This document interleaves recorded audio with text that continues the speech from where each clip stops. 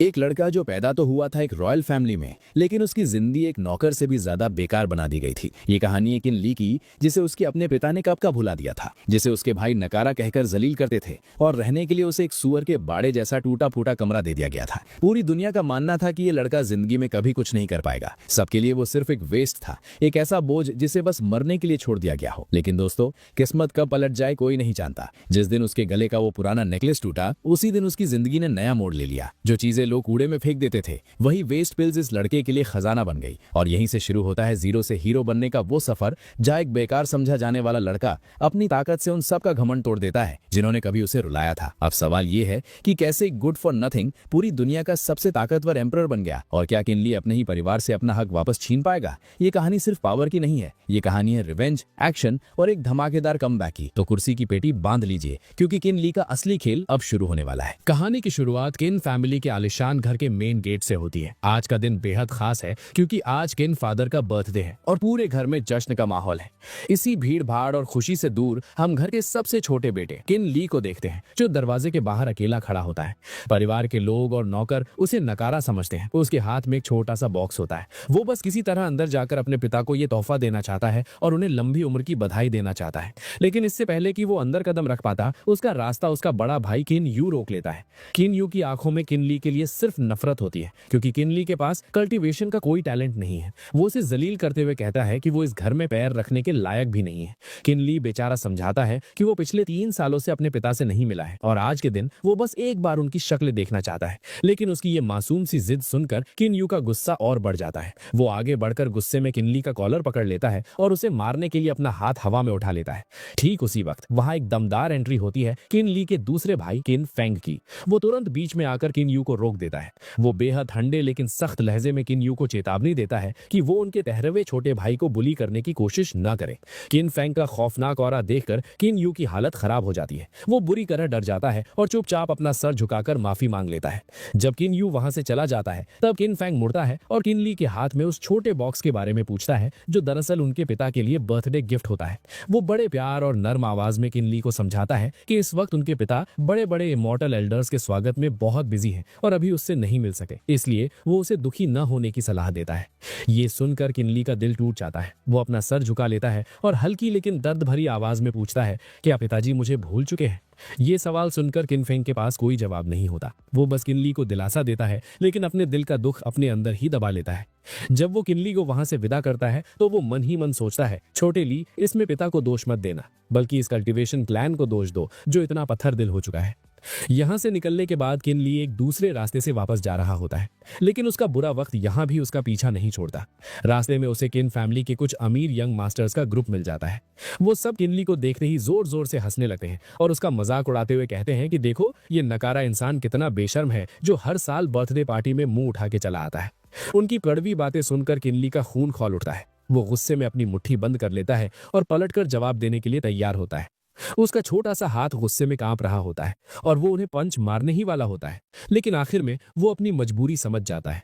वो अपने गुस्से को घूंट कर पी जाता है और बर्दाश्त करके वहां से मुंह मोड़कर चला जाता है, जिससे उन लड़कों का घमंड और भी बढ़ जाता है। अब सीन बदलता है और हम एक पुराने टूटे फूटे घर को देखते हैं, जहां किनली अकेला रहता है। ये जगह किसी भी तरह से एक यंग मास्टर के रहने लायक नहीं होती। वहां पहुंचकर वो खुद को समझाता है कि भले ही आज सब उसे नीचा दिखा रहे हैं, लेकिन सिर्फ कल्टीवेशन के जरिए ही वो खुद को साबित कर सकता है। हालांकि सच्चाई ये होती है कि पिछले 10 सालों की दिन रात की मेहनत के बावजूद किनली अभी भी स्पिरिचुअल वॉइड रेल्म के सबसे निचले लेवल पर ही अटका हुआ है। उसी पल जो नेकलेस वो हमेशा पहने रहता है, उसमें अचानक एक दरार आ जाती है। वो नेकलेस तेजी से हिलने लगता है और उसमें से एक अजीब सी मिस्टीरियस एनर्जी निकलने लगती है। ये एनर्जी पहले किनली के पूरे शरीर को घेर लेती है और फिर अचानक उसके अंदर घुस जाती है। इसके तुरंत बाद किनली की आंखें झटके से खुलती हैं और वो जोर जोर से सांसें लेने लगता है, जो इशारा करता है कि कुछ बेहद अजीब होने वाला है। किनली उस नेकलेस को हाथ में उठाकर देखता है और गहरी सोच में पड़ जाता है। वो याद करता है कि ये नेकलेस उसे बचपन में गलती से मिला था और आज ये अचानक टूट गया। तभी उसकी आंखें हैरानी से फटी रह जाती हैं।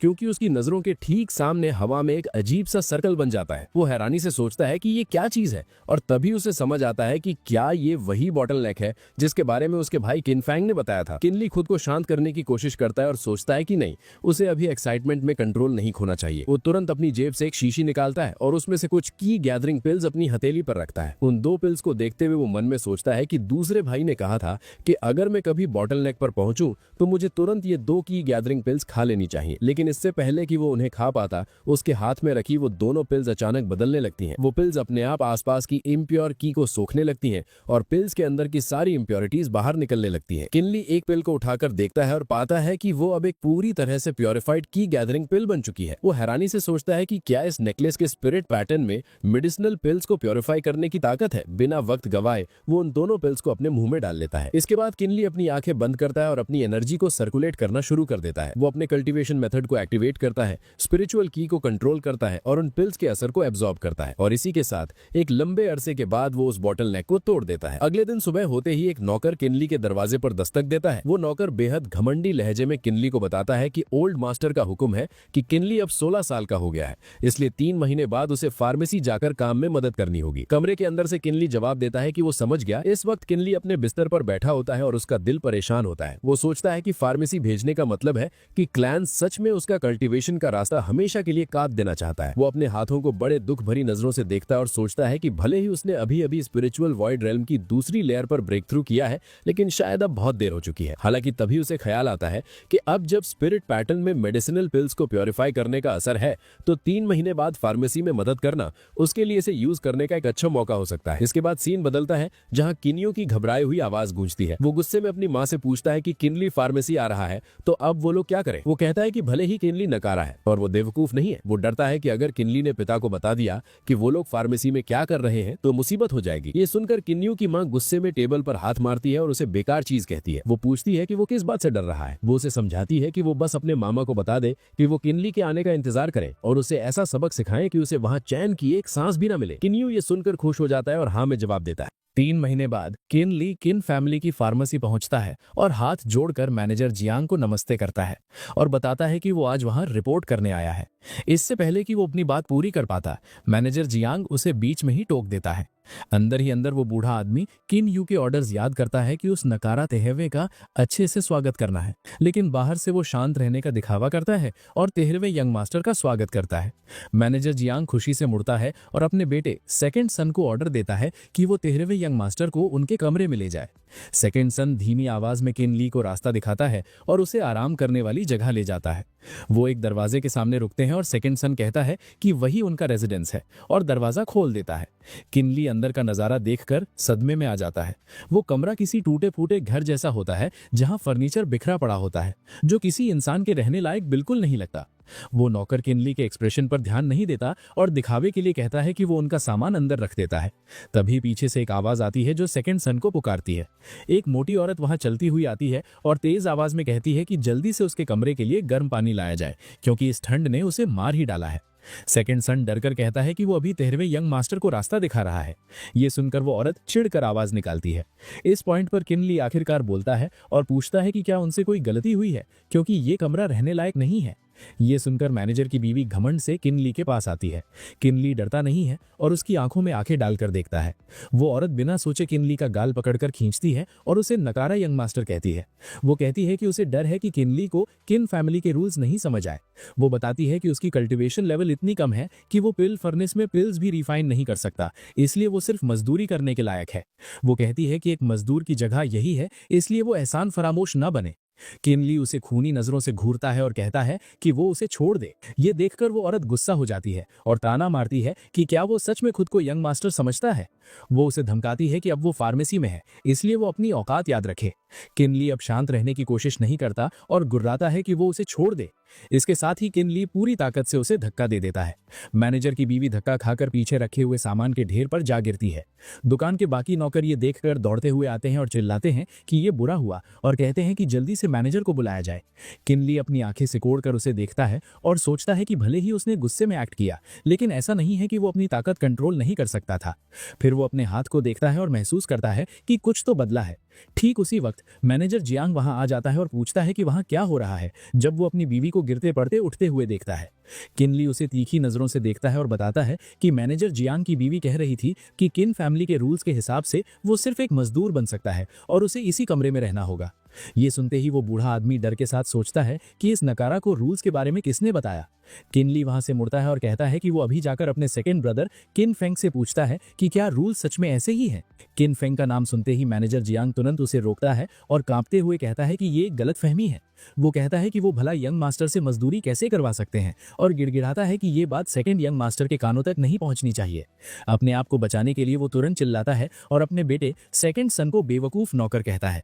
वो झूठ बोलता है कि 13वें यंग मास्टर का कमरा बगल वाला है और उसे डांटकर हुक्म देता है कि वो जल्दी से यंग मास्टर को वहां ले जाए। सेकंड सन सर झुकाकर डर के मारे हाँ में जवाब देता है।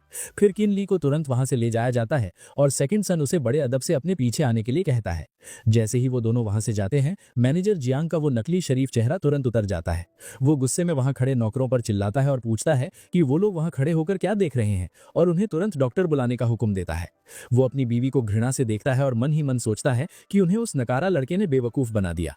वो गुस्से में कसम खाता है कि वो इस बेइज्जती का बदला जरूर लेगा। दूसरी तरफ सेकंड सन किनली का सामान टेबल पर रखता है और बेडशीट ठीक करते हुए बड़े प्यार से बताता है कि 13वें यंग मास्टर को इसी कमरे में रहना होगा और अगर उन्हें किसी भी चीज की जरूरत हो तो वो बेझिझक बता दें।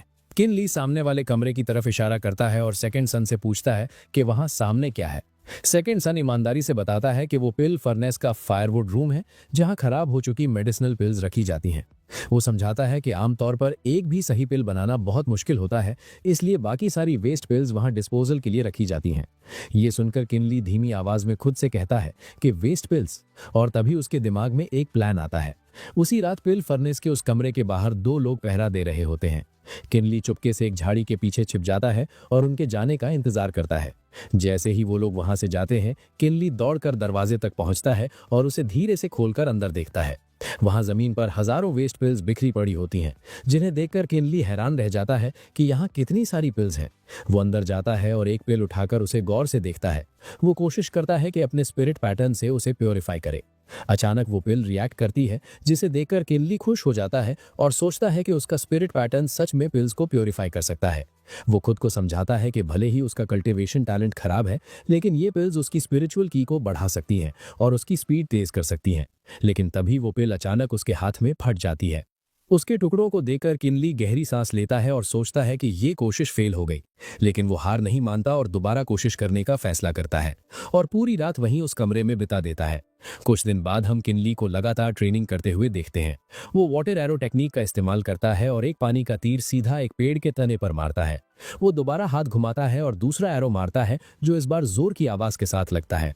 ये देखकर किनली की आंखों में खुशी चमक उठती है। वो आंखें बंद करके महसूस करता है कि अगर वो इस टेक्निक को इंस्टेंट एक्टिवेट कर सके तो वो अपने से ताकतवर दुश्मनों से भी लड़ सकता है। लेकिन वो सोचता है कि पिल्स को प्योरीफाई करना आसान नहीं है, क्योंकि कई दिनों की मेहनत के बाद वो सिर्फ एक पिल ही प्योरीफाई कर पाया है। वो मुट्ठी बंद करके खुद से वादा करता है कि उसे और मेहनत करनी होगी। वहीं दूसरी तरफ किन फैमिली के घर में किन यू गुस्से में चिल्लाता है कि किन ली की इतनी हिम्मत कैसे हुई। मैनेजर जैंग वहां घुटनों पर बैठकर गिड़गिड़ाता है और किन यू की मां को कजिन कहकर मदद मांगता है। वो झूठ बोलता है कि उस जानवर ने ना सिर्फ मारा पीटा, बल्कि धमकी भी दी है कि अगर उन्होंने उसे परेशान किया तो वो उन्हें छोड़ेगा नहीं। किन यू की मां चुपचाप बैठी रहती है और तिरछी नजरों से देखती है। ये सुनकर किन यू के चेहरे पर एक ठंडी मुस्कान आ जाती है और वो कहता है कि वो उस नाकारा को ऐसा सबक सिखाएगा कि वो याद रखेगा। सीन वापस फार्मेसी में आता है, जहां किनली टेबल पर किताबों का ढेर रखता है और नौकर को बताता है कि उसने ये सारा काम खत्म कर दिया है। वहां का नौकर इज्जत से कहता है कि यंग मास्टर ने बहुत मेहनत की है। तभी किनली की नजर टेबल पर रखी कुछ दूसरी किताबों पर पड़ती है और वो कहता है कि वो उनका हिसाब भी देख सकता है, लेकिन नौकर घबराकर मना कर देता है और कहता है कि मैनेजर हमेशा उन किताबों को खुद हैंडल करते हैं, इसलिए यंग मास्टर को परेशान होने की जरूरत नहीं है। ये सुनकर किनली को शक हो जाता है। वो सोचता है कि ये लोग हमेशा उससे दवाइयों का हिसाब क्यों छुपाते हैं और उसे यकीन हो जाता है कि जरूर यहाँ कुछ गड़बड़ चल रही है। ठीक उसी वक्त बाहर से किन यू की आवाज आती है, जो किनली को जानवर और सड़ा हुआ बच्चा कहते हुए बाहर निकलने के लिए ललकार रहा होता है। वो चिल्लाता है कि किनली नाटक न करे और बाहर आए, और वो पूछता है कि क्या उसने उसकी 9वीं आंट को मारा था। किन ली पलटकर बड़े आराम से जवाब देता है कि अगर उसने मारा भी तो क्या हुआ। ये सुनकर किन यू आग बबूला हो जाता है और कहता है कि वो उसकी एल्डर है और ये बदतमीजी है। इस पर किन ली शांति से जवाब देता है कि वो किन यू की एल्डर होगी, उसकी नहीं। किन ली का ये ठंडा रवैया देखकर किन यू का गुस्सा फट पड़ता है। वो कहता है कि किन ली की हिम्मत कैसे हुई उसका पूरा नाम लेने की, और एक बड़ा भाई होने के नाते वो आज उसे सबक सिखा कर रहेगा। ये सुनते ही किन ली के दिमाग में वो सारी पुरानी यादें ताजा हो जाती हैं जब उसे बुली किया गया था, और वो सोचता है कि किन यू के पास कोई हक नहीं है खुद को बड़ा भाई कहने का। किन यू ऐलान करता है कि वो अभी दिखाता है कि किसके पास हक है, और गुस्से में किन ली की तरफ लपकता है। लेकिन किन ली तुरंत अपनी वाटर एरो टेक्निक यूज करता है। एक तीर तेजी से निकलता है जिसे देखकर किन यू दंग रह जाता है और हकलाते हुए हैरानी जताता है कि क्या ये स्पिरिचुअल आर्ट है। इस वक्त किन ली की नजरें बेहद तेज हो जाती है और उसके शरीर के चारों तरफ की घूमने लगती है। किन यू दांत पीसते हुए कहता है कि किन ली ने स्पिरिचुअल वॉइड रियल्म की दूसरी लेयर तोड़ दी है, तभी वो इतना घमंडी हो गया है। वो गुस्से में आगे बढ़ता है, लेकिन किन ली उसे एक हाथ से रोक लेता है और तुरंत दूसरा एरो क्रिएट करके सीधा किन यू पर मारता है। किस्मत से किन यू वक्त पर अपना डिफेंस बना लेता है, वरना आज उसका काम तमाम हो जाता। किन यू की आंखों में साफ हैरानी दिखती है और वो सोचता है कि ये नामुमकिन है कि इस लड़के की टेक्निक इतनी तेज कैसे हो सकती है। इधर किन ली मन ही मन किन यू की ताकत का अंदाजा लगाता है और सोचता है कि किन यू ने जो प्रोटेक्टिव शील्ड बनाई है वो उसकी बहुत सारी एनर्जी खा जाएगी, इसलिए वो ज्यादा देर टिक नहीं पाएगा। कुछ ही देर में दुकान के बाहर भारी भीड़ जमा हो जाती है। लोग आपस में फुसफुसाने लगते हैं कि क्या ये वही नकारा 13वां मास्टर नहीं है, क्योंकि आज तो 9वां यंग मास्टर उसके सामने टिक ही नहीं पा रहा। ये सुनकर किन यू शर्म और गुस्से से पागल हो जाता है। वो अपनी पूरी ताकत लगाकर फायर एनर्जी बनाता है और चिल्लाता है कि आज वो किन ली को जान से मार देगा। किन ली मुस्कुराता है और किनारे से पूछता है कि क्या उसे सच में ऐसा लगता है। उसकी वाटर एनर्जी तेजी से किन यू को घेर लेती है और वो ऐलान करता है कि किन यू पहले ही हार चुका है। अगले ही पल किन ली का हमला इतना तेज होता है कि किन यू के हाथ की आग बुझ जाती है और वो हवा में उड़ता हुआ दूर जाकर गिरता है। ये नजारा देखकर भीड़ हैरान रह जाती है और सब लोग किन यू को उठाने के लिए दौड़ पड़ते हैं और उसे 9वें यंग मास्टर कहकर उठाते हैं। हारने के बावजूद किन यू अपनी हार नहीं मानता। वो जमीन पर पड़े पड़े चिल्लाता है कि किन ली ने उसे मारने की हिम्मत कैसे की, और वो पिताजी से शिकायत करेगा कि किन ली ने अपने बड़े भाई की बेइज्जती की है। किन ली उसे घूरता है और कहता है कि बेइज्जती किसने की, क्योंकि हमला पहले किन यू ने किया था। वो सबके सामने खुलासा करता है कि ये लोग उसे इसलिए दबा रहे हैं क्योंकि ये नहीं चाहते कि मेडिसिन फर्नेस का सच बाहर आए। वो किन यू को चैलेंज करता है कि वो शौक से पिताजी को रिपोर्ट करे, क्योंकि किन ली खुद यही चाहता है ताकि इनका काला सच सबके सामने आ जाए। किन यू ये सब सुनने के बाद गुस्से से भड़क उठता है, लेकिन वो कुछ कर नहीं पाता और बस लाचार होकर रह जाता है। अगले दिन किन फैमिली के मेन हॉल के अंदर सब लोग इकट्ठा होते हैं। किन यू की माँ वहां सबके सामने बैठी झूठे आंसू बहाने का नाटक करती है।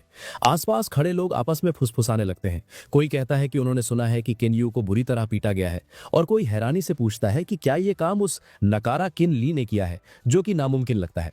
एक छिपे हुए कोने में किन ली अपनी नजरें झुका लेता है और उसके दिल में गहरा दुख होता है।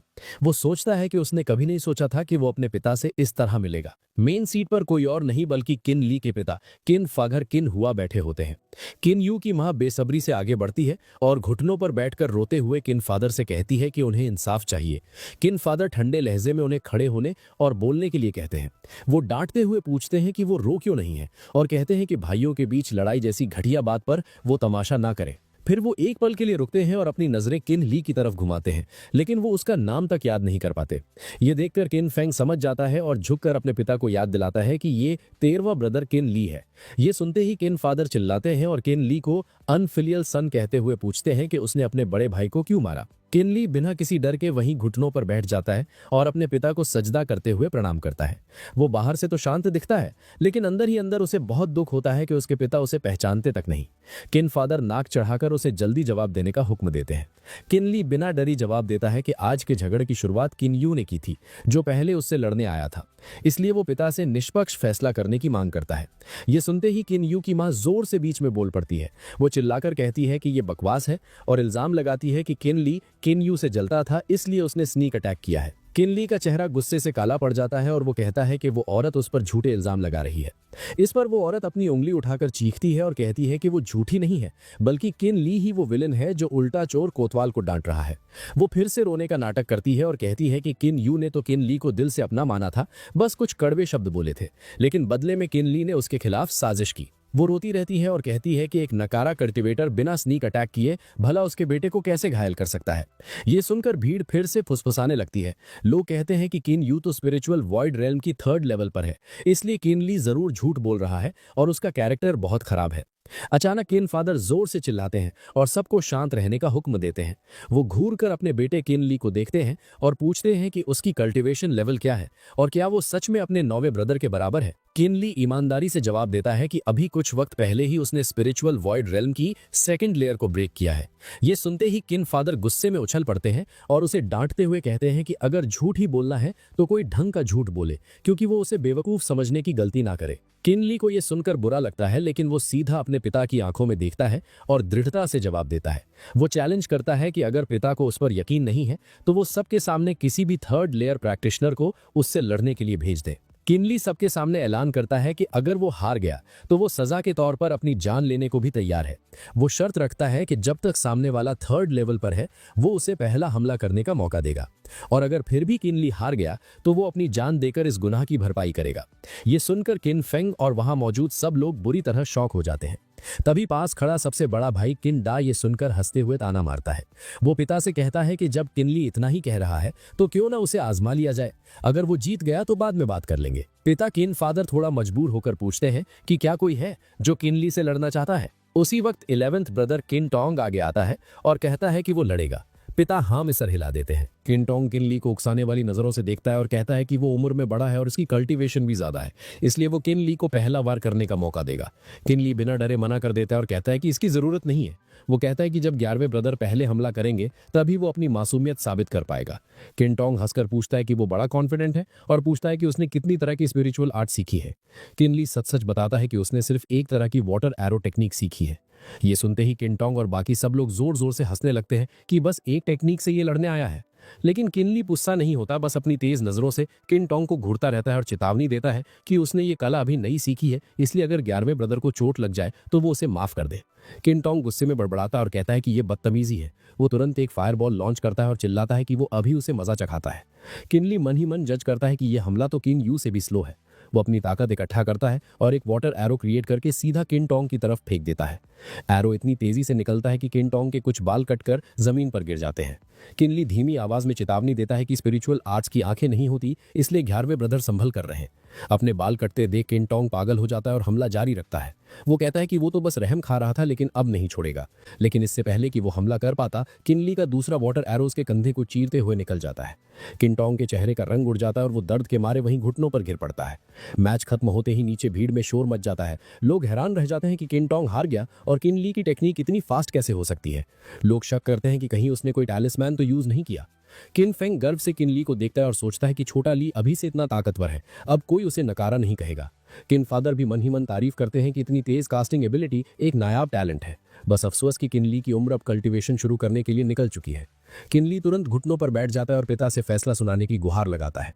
पिता कुछ बोल नहीं पाते और बस उसे घूरते रहते हैं, लेकिन सबसे बड़ा भाई किंडा अपनी हार नहीं मानता। वो आगे आकर पिता से कहता है कि भले ही किनली ने यह साबित कर दिया कि वो स्नीक अटैक नहीं था, लेकिन ये सच अभी भी वही है कि भाइयों ने आपस में लड़ाई की है। उसकी अगली बात सुनकर किन फेंग और किनली दोनों को गुस्सा आ जाता है। किंडा कहता है कि अगर किनली को कड़ी सजा नहीं दी गई तो फ्यूचर में कोई भी परिवार के नियम नहीं मानेगा। किंडा की बातें सुनकर किनली गुस्से में जवाब देने की कोशिश करता है और कहता है कि बड़े भाई को ऐसी बातें नहीं करनी चाहिए, लेकिन इससे पहले कि वो अपनी बात पूरी कर पाता, किंडा उसे बीच में ही टोक देता है। वो गुस्से में कहता है कि किनली कितना ढीठ है, क्योंकि एक ही परिवार के भाइयों का आपस में लड़ना रूल्स का वायलेशन है। वो कहता है कि ये बात मायने नहीं रखती कि किनली ने स्नीक अटैक किया या नहीं, बल्कि मुद्दा यह है कि उसने परिवार का नुकसान किया है। वो किनली पर दबाव डालते हुए पूछता है कि क्या वो किन फैमिली के लॉस से असहमत है या फिर अपने बड़े भाई से। ये मौका देखते ही किन्यू की माँ आग में घी डालने के लिए लपकती है। वो ताना मारती है कि किनली बिल्कुल ऐसा ही है, क्योंकि उसकी माँ बचपन में ही मर गई थी, इसलिए उसे तमीज सिखाने वाला कोई नहीं बचा। ये सुनकर किनली का खून खौल उठता है और वो कुछ बोलने ही वाला होता है, लेकिन किन्यू भी मौके का फायदा उठाता है। वो पिता से शिकायत करता है कि किनली उसका सम्मान सम्मान भी नहीं करता, इसलिए वो पिता से न्याय की मांग करता है। किन फादर मन ही मन सोचते हैं कि भले ही किनली की कास्टिंग एबिलिटी अच्छी है, लेकिन अगर वो रैंक में आगे नहीं बढ़ सकता तो वो बेकार है। इसलिए वो किन डा की बात से सहमत होते हुए कहते हैं कि किनली को सिखाने वाला कोई नहीं है, इसलिए वो अपनी मनमानी करता है और उसे डिसिप्लिन सिखाना जरूरी है। पिता के ये शब्द किनली को किसी बिजली के झटके की तरह लगते हैं। इसके बाद किन फादर सजा सुनाते हैं। वो ऐलान करते हैं कि किन फैमिली के रूल्स के मुताबिक वो किनली और किनयू दोनों को आधे साल की कैद की सजा देते हैं और उनका मंथली अलाउंस भी काट दिया जाएगा। वो किनयू की तरफ मुड़ते हैं और कहते हैं कि वो घायल है, इसलिए वो अपने कमरे में जाकर आराम करे और अगले 6 महीने तक मेडिसिन फर्नेस के मामलों में दखल ना दे। किनयू खुशी खुशी सर झुकाकर हाँ कर देता है। फिर पिता किनली की तरफ देखते हैं और सख्ती से कहते हैं कि उसे अगले 6 महीने तक पिलवुड शेड में कड़ी मजदूरी करनी होगी। वो उसे नसीहत देते हैं कि वो वहां रहकर अपने दिमाग और कैरेक्टर को सुधारे। फैसला सुनाने के बाद वो सबको चेतावनी देते हैं कि अगर किसी ने दोबारा ऐसी गलती की तो उसे बिना रहम के सजा दी जाएगी, और फिर सबको जाने का हुक्म दे देते हैं। जाते जाते किन फादर किनली के पास से गुजरते हैं और ठंडी आवाज में पूछते हैं कि वो अभी तक वहां से गया क्यों नहीं, लेकिन किनली जिद्दी होकर वहीं बैठा रहता है और हिलने का नाम नहीं लेता। शाम हो जाती है और किन फैमिली के एस्टेट में अंधेरा छा जाता है। किन फेंग किनली के पीछे पीछे आता है और उसे समझाने की कोशिश करता है कि पिता परिवार के मुखिया है, इसलिए वो मजबूर है और किनली को बस माफी मांग लेनी चाहिए। ये देखकर किन्यू वहां आता है और मजाक उड़ाते हुए कहता है कि अब किनली का वो जोश कहाँ गया।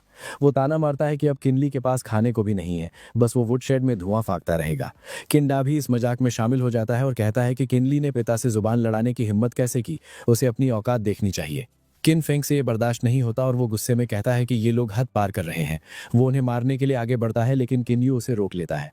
तभी किनली अपनी चुप्पी तोड़ता है।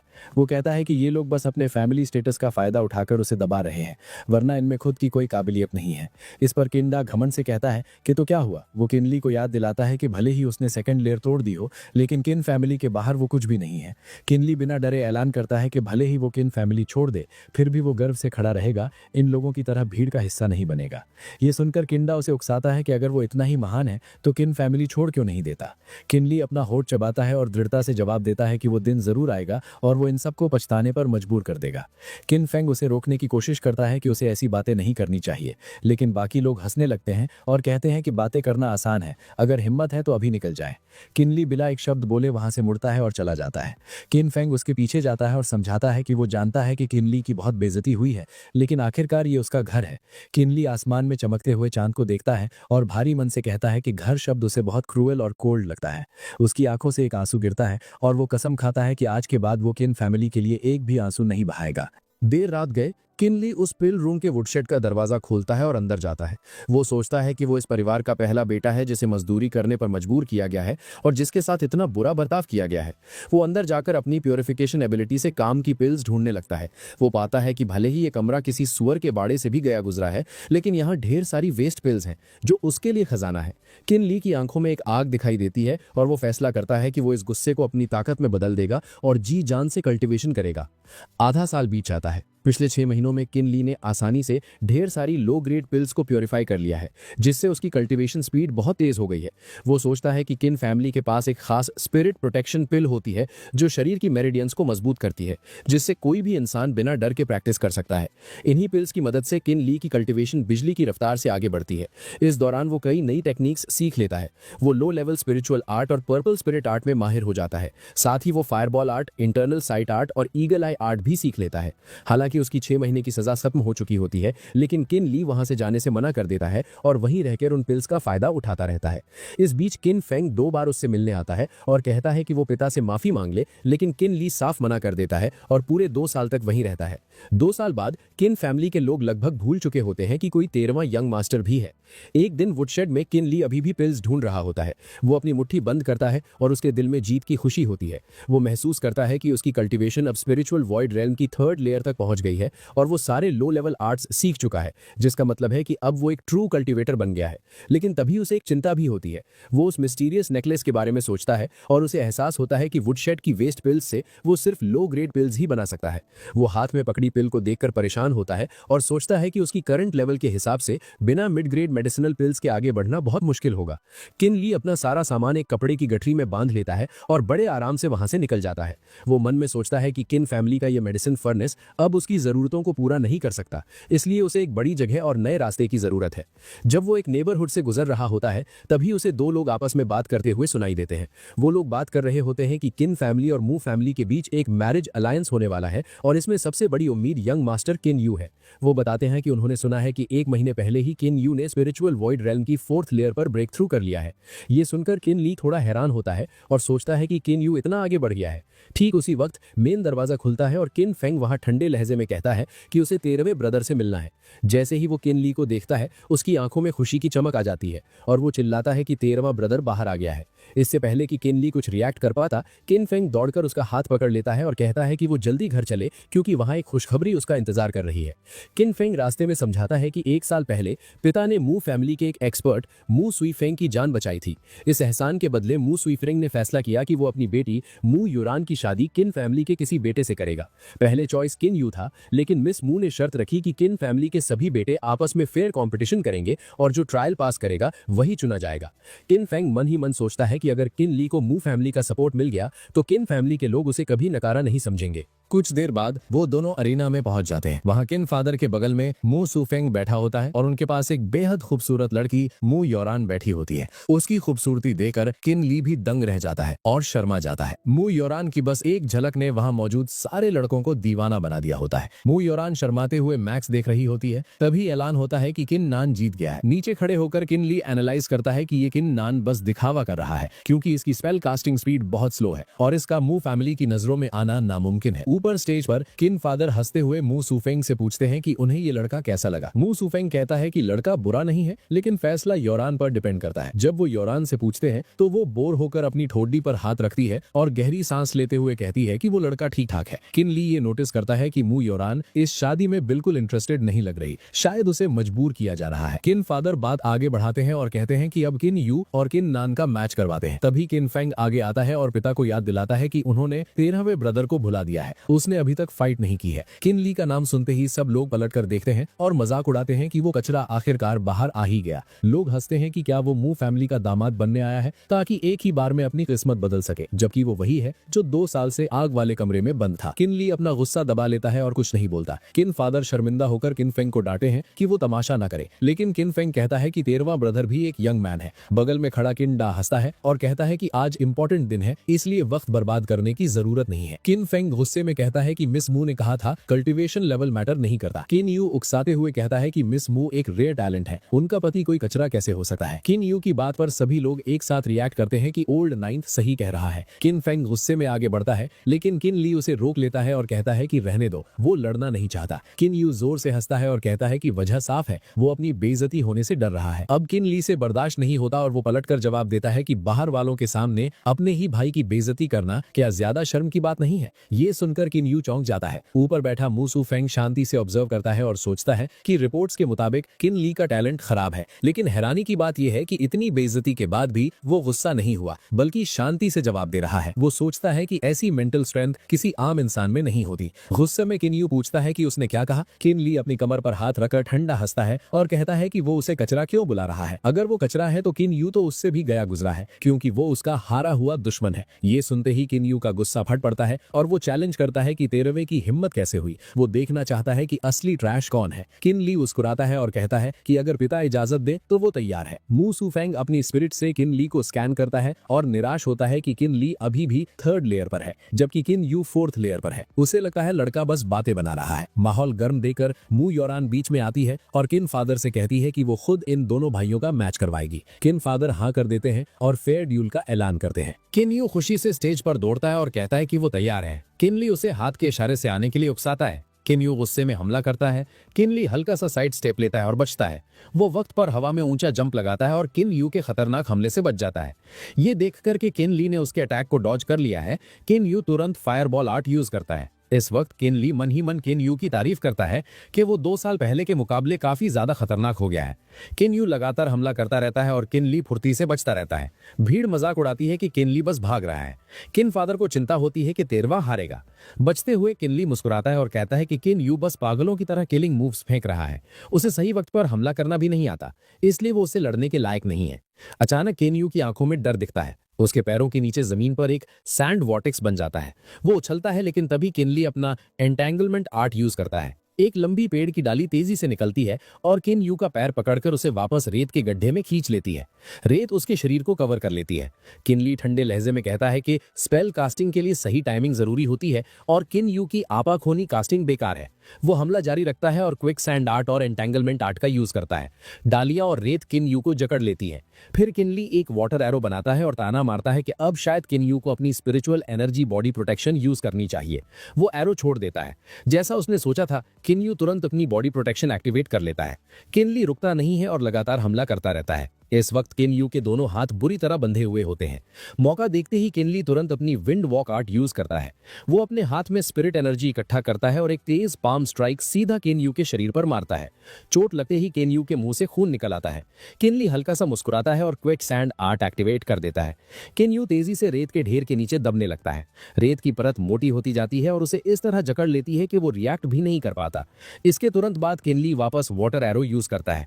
वो मन ही मन समझाता है कि सबसे जरूरी चीज स्पेल कास्टिंग की कोऑर्डिनेशन होती है। वो सोचता है कि भले ही स्पेल्स कमजोर हों, लेकिन अगर उन्हें एक चेन अटैक में सही से जोड़ा जाए तो उनका असर कई गुना बढ़ जाता है। जैसे ही वो आगे बढ़ता है, वो किन यू को चेतावनी देता है कि वो जल्दी से अपनी spiritual energy body protection use करे, वरना वो पक्का मारा जाएगा। इसके बाद वो वाटर एरो छोड़ देता है। किन यू बिना हिचकिचाए तुरंत अपनी spiritual energy body protection activate कर लेता है, लेकिन अंत में वो बुरी तरह थक चुका होता है और जोर जोर से सांसें ले रहा होता है। किन यू का हर एक दाव एक दूसरे से जुड़ा हुआ होता है। स्पेल्स का कॉम्बिनेशन, गहरी टेक्निक्स और मूवमेंट टेक्निक्स मिलकर एक फ्लॉलेस लेवल तक पहुंच जाती हैं। जब किनली देखता है कि किन यू की बॉडी प्रोटेक्शन धीरे धीरे गायब हो रही है, तो वो हंसता है और याद दिलाता है कि ये दूसरी बार है और अब किन यू के पास ज्यादा स्पिरिचुअल पावर नहीं बची है। इस बार वो एंटेंगलमेंट आर्ट को और ज्यादा ताकत से यूज करता है। पेड़ की डालियां तुरंत किनयू के शरीर के नाजुक हिस्सों को कसकर जकड़ लेती हैं।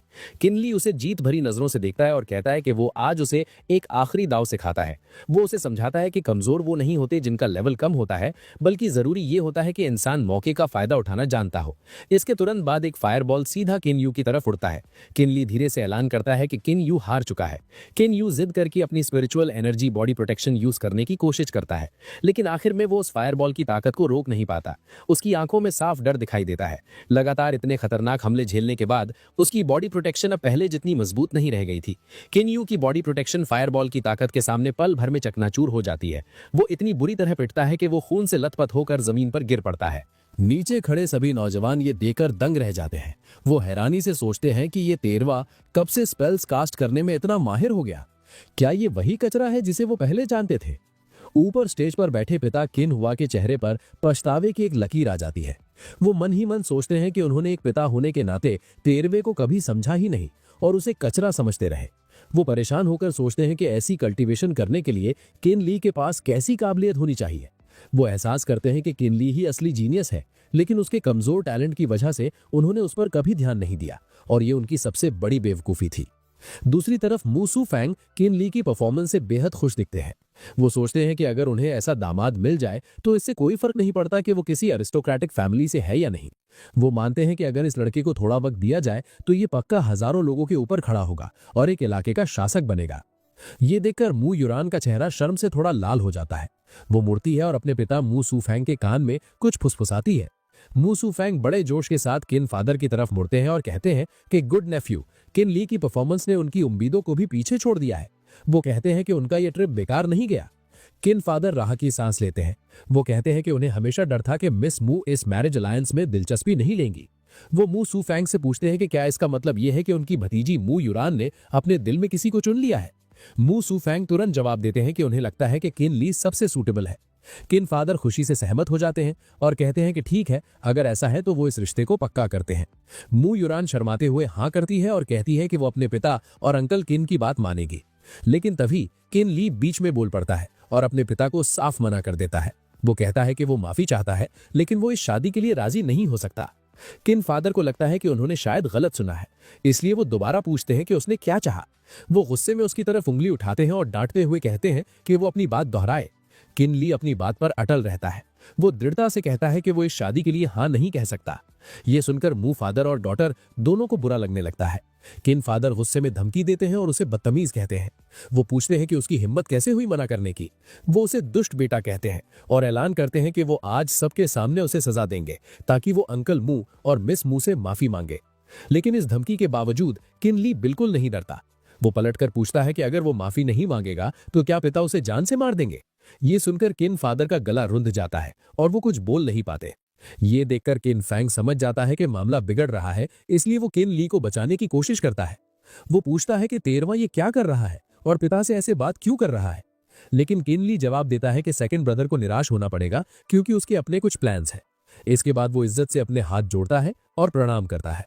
वो पिता को बताता है कि वो आज यहाँ कंपटीशन में हिस्सा लेने नहीं आया था, बल्कि वो सिर्फ फेयरवेल लेने आया था। वो कहता है कि उसे उम्मीद नहीं थी कि बात यहाँ तक पहुंच जाएगी और मिस मू को गलतफहमी हो जाएगी। वो मिस मू से वहीं खड़े होकर माफी मांगता है। ये सुनते ही मू युरान के पूरे शरीर से एक ठंडा ऑरा निकलने लगता है। वो गुस्से में कहती है कि माफी की कोई जरूरत नहीं है, वो बस एक सवाल पूछना चाहती है। वो डांटते हुए पूछती है कि आखिर उसमें ऐसी क्या कमी है कि केन ली सबके सामने ये रिश्ता तोड़ रहा है। वो धमकी देती है कि अगर केन ली ने साफ साफ नहीं बताया तो वो आज यहाँ से जाने के बारे में सोचे भी ना। उसका ऑरा इतना ताकतवर होता है कि किन फादर भी डर के मारे कांपने लगते हैं। सिर्फ किन ली बिना डरे खड़ा रहता है। वो शांति से कहता है कि मिस मू ज्यादा सोच रही है। बात ये नहीं है कि मिस मू उसके लायक नहीं है, बल्कि सच ये है कि वो मिस मू के लायक नहीं है। मू योरान चढ़कर जवाब देती है कि वो इस वजह को नहीं मानती। किन ली चुपचाप अपने होंठ भींच लेता है। मू योरान का गुस्सा और बढ़ जाता है और वो पूछती है कि क्या वो कुछ बोलेगा नहीं। किन ली उसे गहराई से देखता है और पूछता है कि क्या मिस मू सच में चाहती है कि वो बोले। मू योरान चढ़कर कहती है बोलो। तो किन ली सीधा सवाल पूछता है। वो पूछता है कि ये हस्बैंड सिलेक्शन क्या मिस मू का खुद का आइडिया था। मू युरान ईमानदारी से जवाब देती है कि ये माता पिता का हुक्म था और एक बेटी होने के नाते वो सिर्फ आज्ञा मान सकती है। किनली बात आगे बढ़ाता और कहता है कि इसका मतलब ये है कि मिस मू खुद इस शादी को बिल्कुल नहीं चाहती थी। ये शादी सिर्फ मू फैमिली एल्डर्स का आइडिया था। मू युरान हल्का सा सर हिलाकर हाँ करती है। किनली तुरंत समझाता है कि दरअसल जिस पल उसने मिस मू को देखा था उसे अंदाजा हो गया था कि वो इस शादी से खुश नहीं है। वो कहता है कि यही वजह थी कि कंपटीशन के दौरान मिस मू इतनी बोर और अनइंटरेस्टेड लग रही थी। वो बस अपने पिता की खुशी के लिए वहां बैठी थी। लेकिन मू युरान बचाव करते हुए कहती है कि वो इसलिए अनइंटरेस्टेड थी क्योंकि उन्हें कोई सूटेबल पर्सन नहीं मिला था। किनली मू युरान की बात सुनकर तुरंत उनके इरादों को भांप लेता है। किनली सीधा कहता है कि क्योंकि मिस मू ने उसे चुना है तो वो उनके इस फैसले के पीछे का सच बताने की इजाजत चाहता है। वो खुद पर ताना मारते हुए कहता है कि दुनिया उसे हमेशा से कचरा कहती आई है। वो गुस्से में गुर्राता है और आरोप लगाता है कि भले ही वो जीतता या हारता, मिस मू ने हर हाल में उसे ही चुना होता। वो खुलासा करता है कि ऐसा इसलिए नहीं है कि मिस मू को उससे कोई प्यार है, बल्कि इसलिए क्योंकि वो उसे इस मैरिज कॉन्ट्रैक्ट से बचने के लिए एक शील्ड की तरह इस्तेमाल करना चाहती हैं।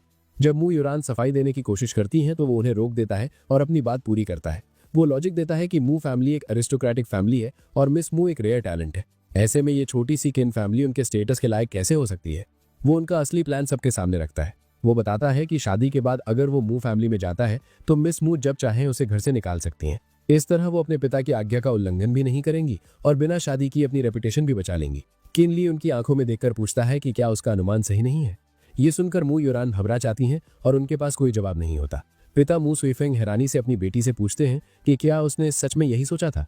मू युरान शर्मिंदा होकर अपने होंठ काटने लगती हैं और कुछ नहीं बोलती, जिससे साबित हो जाता है कि किनली का शक सही था। इस हरकत पर मू सुइफेंग गुस्सा हो जाते हैं और मिस मू को अनफिलियल कहते हुए डांटते हैं कि उन्होंने आज अपने पिता को शर्मिंदा कर दिया। तभी किन हुआ बीच बचाव करने आते हैं। वो मू सुइफेंग को शांत करते हैं और सारा इल्जाम अपने बेटे पर डाल देते हैं कि उसने उनके अच्छे इरादों पर पानी फेर दिया। ये सुनकर किनली एक ठंडी और दर्द भरी हंसी हंसता है। वो अपने पिता को देखता है और याद दिलाता है कि उसकी माँ बचपन में ही गुजर गई थी। वो शिकायत करता है कि पिछले 16 सालों से वो सिर्फ अपने पिता का थोड़ा सा प्यार चाहता था, लेकिन बदले में उसे सिर्फ बेइज्जती मिली। वो दुख के साथ बताता है कि पिछले 10 सालों में पिता ने एक बार भी मुड़कर उसे नहीं देखा, यहाँ तक कि वो अपने बेटे का नाम तक भूल गए थे। किनली टूटे हुए दिल से कहता है कि अब वो उनके झूठे प्यार और अच्छे इरादों की उम्मीद छोड़ चुका है। वो पिता से एक चुभने वाला सवाल करता है कि अगर आज मिस मू ने उसे ना चुना होता तो क्या पिता तब भी इतने गुस्सा होते। ये कड़वा सच सुनकर किन फादर शर्मिंदा होकर अपना सर झुका लेते हैं। किनली वहीं घुटनों पर बैठ जाता है और आखिरी बार सफाई देता है। वो बताता है कि वो आज यहाँ कंपटीशन के लिए नहीं बल्कि सिर्फ विदाई लेने आया था। अगर सेकंड ब्रदर ने जिद न की होती तो ये तमाशा होता ही नहीं। वो जमीन पर सर रखकर गिड़गिड़ाता है कि वो अब इस परिवार में नहीं रहना चाहता। जाने से पहले वो पिता को 18 साल पालने के एहसान के लिए शुक्रिया कहता है। फिर किनली धीरे से खड़ा होता है और वादा करता है कि जब फ्यूचर में वो अपना नाम बना लेगा तो वापस आकर इस कर्ज को जरूर चुकाएगा। इसके बाद वो अपना झोला उठाता है और बिना पीछे मुड़े वहां से निकल जाता है। रास्ते में वो सोचता है कि वो अपने ही भाइयों की नफरत और इन बड़े घरों के खोखले रूल से थक चुका है।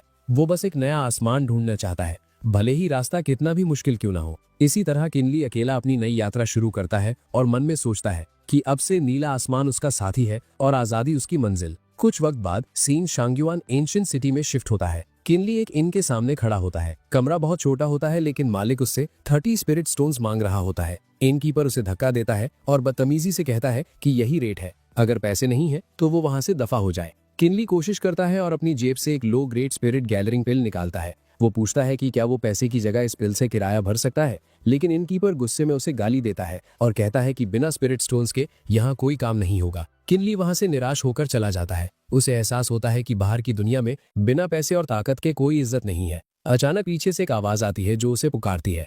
वो पलटकर देखता है तो एक अजनबी खड़ा होता है जो पूछता है कि क्या उसे स्पिरिट स्टोन्स की सख्त जरूरत है। किनली शक की नजरों से पूछता है कि उस आदमी को क्या चाहिए। वो अजनबी हल्का सा मुस्कुराता है और कहता है कि उसने देखा कि किनली को अभी इनमें परेशानी हो रही थी और उसे लगता है कि वो इस शहर में नया है। किनली सतर्क होकर पीछे हटता है और कहता है कि वो नया है या पुराना, इससे उस आदमी का कोई लेना देना नहीं है। लेकिन वो थग उसे जाने नहीं देता। वो बड़े प्यार से समझाता है कि वो मदद करना चाहता है। वो कहता है कि क्योंकि इन कीपर ने पिल नहीं ली तो क्यों ना किनली वो पेल उसे बेच दे। किनली अपनी कीमत बताता है, एक पेल के 5 स्पिरिट स्टोन्स। वो आदमी तुरंत सर हिलाकर मना कर देता है और झूठ बोलता है कि यहाँ का रेट 2 स्पिरिट स्टोन्स पर पिल से ज्यादा नहीं है। मजबूरी में किनली मान जाता है, लेकिन कहता है कि उसे पूरा रेंट भरना है, इसलिए उसे काफी स्टोन्स चाहिए। वो आदमी किनली की कमर पर बंधे पाउच को लालच भरी नजरों से देखता है और समझ जाता है कि वहां और भी पिल्स है। वो चालाकी से कहता है कि उसके पास अभी जेब में इतने स्टोन्स नहीं है। वो किनली को अपने घर चलने का ऑफर देता है और वादा करता है कि वो वहां सारी पिल्स खरीद लेगा। किनली पहले हिचकिचाता है और कहता है कि वो यहीं इंतजार करेगा। वो आदमी खुद जाकर स्टोन्स ले आए, लेकिन वो थग उसे डराता है। वो कहता है कि अंधेरा हो रहा है और उसका घर दूर वेस्ट सिटी में है। अगर वो अकेला गया तो रात में वापस आते वक्त रात हो जाएगी और यहाँ की सड़कें रात में सेफ नहीं होती। किनली मजबूरी में हाँ कर देता है और उसके पीछे चल पड़ता है। कुछ देर चलने के बाद अंधेरा होने लगता है और किनली को खतरा महसूस होता है। वो रुक जाता है और पूछता है कि वो लोग आखिर कहाँ जा रहे हैं।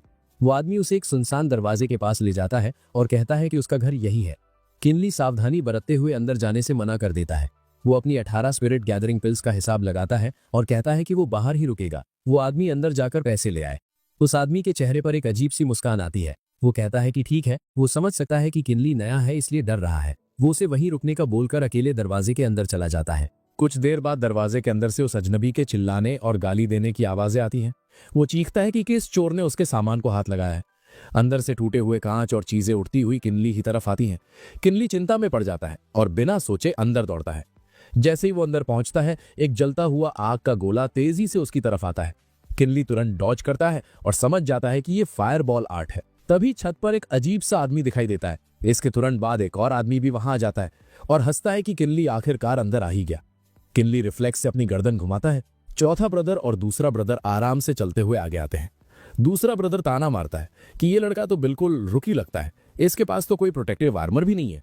वो हैरानी से पूछता है कि इसके पास इतनी सारी पिल्स कहां से आई होंगी। चौथा ब्रदर हंसता है और कहता है कि उसे कमजोर ना समझो, ये लड़का एक बार में 18 स्पिरिट गैदरिंग पिल्स निकाल सकता है, तो इसके पास और भी अच्छा माल होगा। वो खुश होकर कहता है कि वैसे भी एल्डेस्ट ब्रदर काफी वक्त से गायब है और उनकी पिल्स खत्म हो रही हैं। अब जब ये लड़का खुद उनके दरवाजे पर आया है तो शर्म करने की कोई जरूरत नहीं है। हालांकि किनली डर रहा होता है, फिर भी वो उन्हें धमकाने की कोशिश करता है। वो पूछता है कि क्या वो शहर के अंदर लोगों को मारने की हिम्मत करते हैं, क्या उन्हें डर नहीं है कि कोई देख लेगा। दूसरा ब्रदर ठंडी हंसी हंसता है और उसे भोला भाला कहता है। वो समझाता है कि शैंगुएन एंशिएंट सिटी का नियम है कि कमजोर को ताकतवर मार देता है। वो आवाज धीमी करके बताता है कि यहाँ हर घर एक कल्टीवेटर का है और सबके पास फॉर्मेशन एरेज होते हैं जो आवाज और एनर्जी को बाहर जाने से रोकते हैं। वो इशारा करता है कि हर लैंटर्न पर एक टैलिस्मैन लगा हुआ है। किनली हैरानी से उन टैलिस्मैन्स को देखता है। चौथा ब्रदर चिल्लाता है कि बातें बंद करो और काम खत्म करो। दूसरा ब्रदर तुरंत किनली पर फायरबॉल आर्ट लॉन्च करता है। किनली ठंडे दिमाग से अपना हाथ घुमाता है और काउंटर अटैक करता है। फायरबॉल तुरंत गायब हो जाता है। दूसरा ब्रदर अपने ऑरा शील्ड से किनली के हमले को रोकने की कोशिश करता है, लेकिन अगले ही पल उसकी आंखें फटी रह जाती हैं। किनली की आंखों में एक अजीब सी रोशनी आती है। वो आदमी समझ जाता है कि ये ईगल आई आर्ट है, लेकिन किनली की चालाकी ये थी कि ईगल आई आर्ट सिर्फ एक धोखा था। उसने वाटर एरो आर्ट और ईगल आई आर्ट के कास्टिंग स्टाइल को मिला दिया था ताकि दुश्मन कंफ्यूज हो जाए। जब दूसरे ब्रदर का ध्यान भटकता है, किनली मौके का फायदा उठाकर अपना असली हमला करता है। वो आदमी चीखता है और अपने भाई को बचाने के लिए बुलाता है, लेकिन बहुत देर हो चुकी होती है। किनली का हमला सीधा उसके आर पार हो जाता है। खून की बूंदें टपकने लगती हैं और वो आदमी जमीन पर गिर जाता है। दूसरी तरफ चौथा ब्रदर भी वाइन से बुरी तरह बंध जाता है। वो गुस्से में दांत पीसता है और सोचता है कि ये लड़का बहुत चालाक है। ईगल हार्ट 8 हमले के लिए नहीं बल्कि धोखा देने के लिए यूज किया गया था। किनली भी थक चुका होता है। वाइन्स चौथे ब्रदर को और कसने लगती हैं। चौथा ब्रदर सोचता है कि ईगल आई 8 खतरनाक नहीं है, बल्कि डरावनी बात यह है कि इस लड़के की कास्टिंग टाइम बहुत तेज है। जमीन पर गिरा दूसरा ब्रदर दर्द में कराहता है और अपने भाई से टैलिस्मैन यूज करने को कहता है। यह सुनकर किनली गुस्सा हो जाता है और कहता है सपने में भी नहीं। वो तुरंत वाटर एरो आर्ट यूज करके उनके फायरबॉल को रोकता है और अगला तीर सीधा चौथे ब्रदर पर मारता है। दूसरा ब्रदर लाचारी से देखता है कि उसका भाई बुरी तरह पिट रहा है। चौथा ब्रदर चीख भी नहीं पाता और जमीन पर गिरकर मर जाता है। अब दूसरे ब्रदर को अपनी असली हालत का एहसास होता है। वो किनली की तरफ रेंगता हुआ आता है और गिड़गिड़ाता है। वो माफी मांगता है और कहता है कि वो गलत था, उसे ना मारा जाए। लेकिन किनली उसकी बकवास पर ध्यान नहीं देता। वो ठंडे दिमाग से अपना हाथ उठाता है और अगले ही पल उसे भी मार देता है। मरने से पहले वो आदमी गाली देने की कोशिश करता है, लेकिन उसके शरीर से खून का फव्वारा निकलता है और वो मर जाता है। किनली अपने हाथ को देखता है जो बुरी तरह कांप रहा होता है। वो जोर जोर से सांसें लेता है और सोचता है कि उसे यहां से जल्दी निकलना होगा। अचानक उसकी नजर दूसरे ब्रदर की बॉडी पर किसी चीज पर पड़ती है। वो पास जाकर देखता है और हैरान रह जाता है। वो एक कैंकुन पाउच यानी स्टोरेज बैग होता है। सीन बदलता है और किनली अपने कमरे में वापस आ चुका होता है। वो अपनी उंगली काटकर खून निकालता है ताकि वो उस कैनकुन पाउच पर ब्लड बाइंडिंग कर सके। ब्लड बाइंडिंग बहुत आसान होती है, बस थोड़ा सा खून और स्पिरिचुअल सील चाहिए होती है। क्योंकि किनली अब स्पिरिचुअल वॉइड रेल्म की 3rd लेयर पर है, ये उसके लिए मुश्किल नहीं होता। खून सोखने के बाद पाउच खुल जाता है। अंदर ढेर सारे टैलिस्मन्स, मेडिसिनल पिल्स, एक कमांड टोकन, एक सीक्रेट मैनुअल और दर्जनों स्पिरिट स्टोन्स मिलते हैं। इतना सारा खजाना देखकर किनली का लोगों को मारने का दुख तुरंत गायब हो जाता है। वो सबसे पहले अपनी गलती से सीख लेता है। वो खुद से वादा करता है कि एक गलती जो एक बार हो गई वो दोबारा नहीं होनी चाहिए। वो सोचता है कि अगर वो सावधान नहीं रहा तो 100 जानें भी कम पड़ जाएंगी। वो आह भरता है और सोचता है कि वो शैंगवान सिटी इसलिए आया था ताकि कल्टीवेशन वर्ल्ड के करीब आ सके, लेकिन पहले ही दिन उसकी जान जाने वाली थी। वो कसम खाता है कि अब से वो किसी भी अजनबी पर भरोसा नहीं करेगा। इसके बाद वो वापस सड़क पर निकलता है। अचानक उसे किसी के चिल्लाने की आवाज आती है। एक आदमी गुस्से में चिल्ला रहा होता है कि एक मिड ग्रेड की गैदरिंग पिल के 30 स्टोन्स, ब्लैक मार्केट में तो ये सिर्फ 10 में मिलती है। दुकानदार सफाई देता है कि अगर ब्लैक मार्केट में सस्ती है तो वो वहीं चला जाए, यहां प्राइस कम नहीं होगा। वो आदमी और उसका ब्लॉन्ड साथी परेशान हो जाते हैं क्योंकि वो अभी ब्लैक मार्केट नहीं जा सकते। किनली मौका देखता है और उनके पास जाता है। वो एक झूठी मुस्कान के साथ कहता है कि उसने सुना उन्हें मिड ग्रेड पिल्स चाहिए। वो बताता है कि उसके पास कुछ पिल्स हैं। वो आदमी उसे शक की नजरों से देखता है और कहता है कि इसके पास तो कैनकुन पाउच भी नहीं है, ये पिल्स कहां से लाएगा। किनली सर खुजाता है और भोला भाला होने का नाटक करता है। वो झूठ बोलता है कि उसे कुछ दिन पहले ये पिल्स मिली थी, लेकिन क्योंकि इस शहर में बिना पैसे के कुछ नहीं होता, वो मजबूरी में इन्हें बेच रहा है। वो ऑफर देता है कि ब्लैक मार्केट में 10 स्टोन्स है, वो उन्हें 12 स्टोन्स में दे देगा।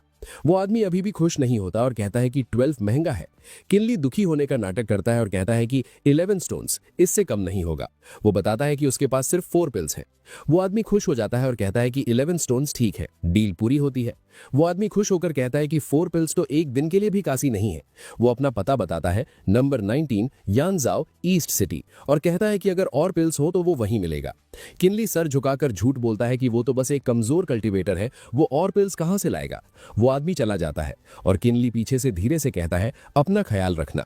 एक पल बाद किनली के चेहरे पर एक चालाक मुस्कान आ जाती है और उसकी आंखों में संतुष्टि दिखाई देती है।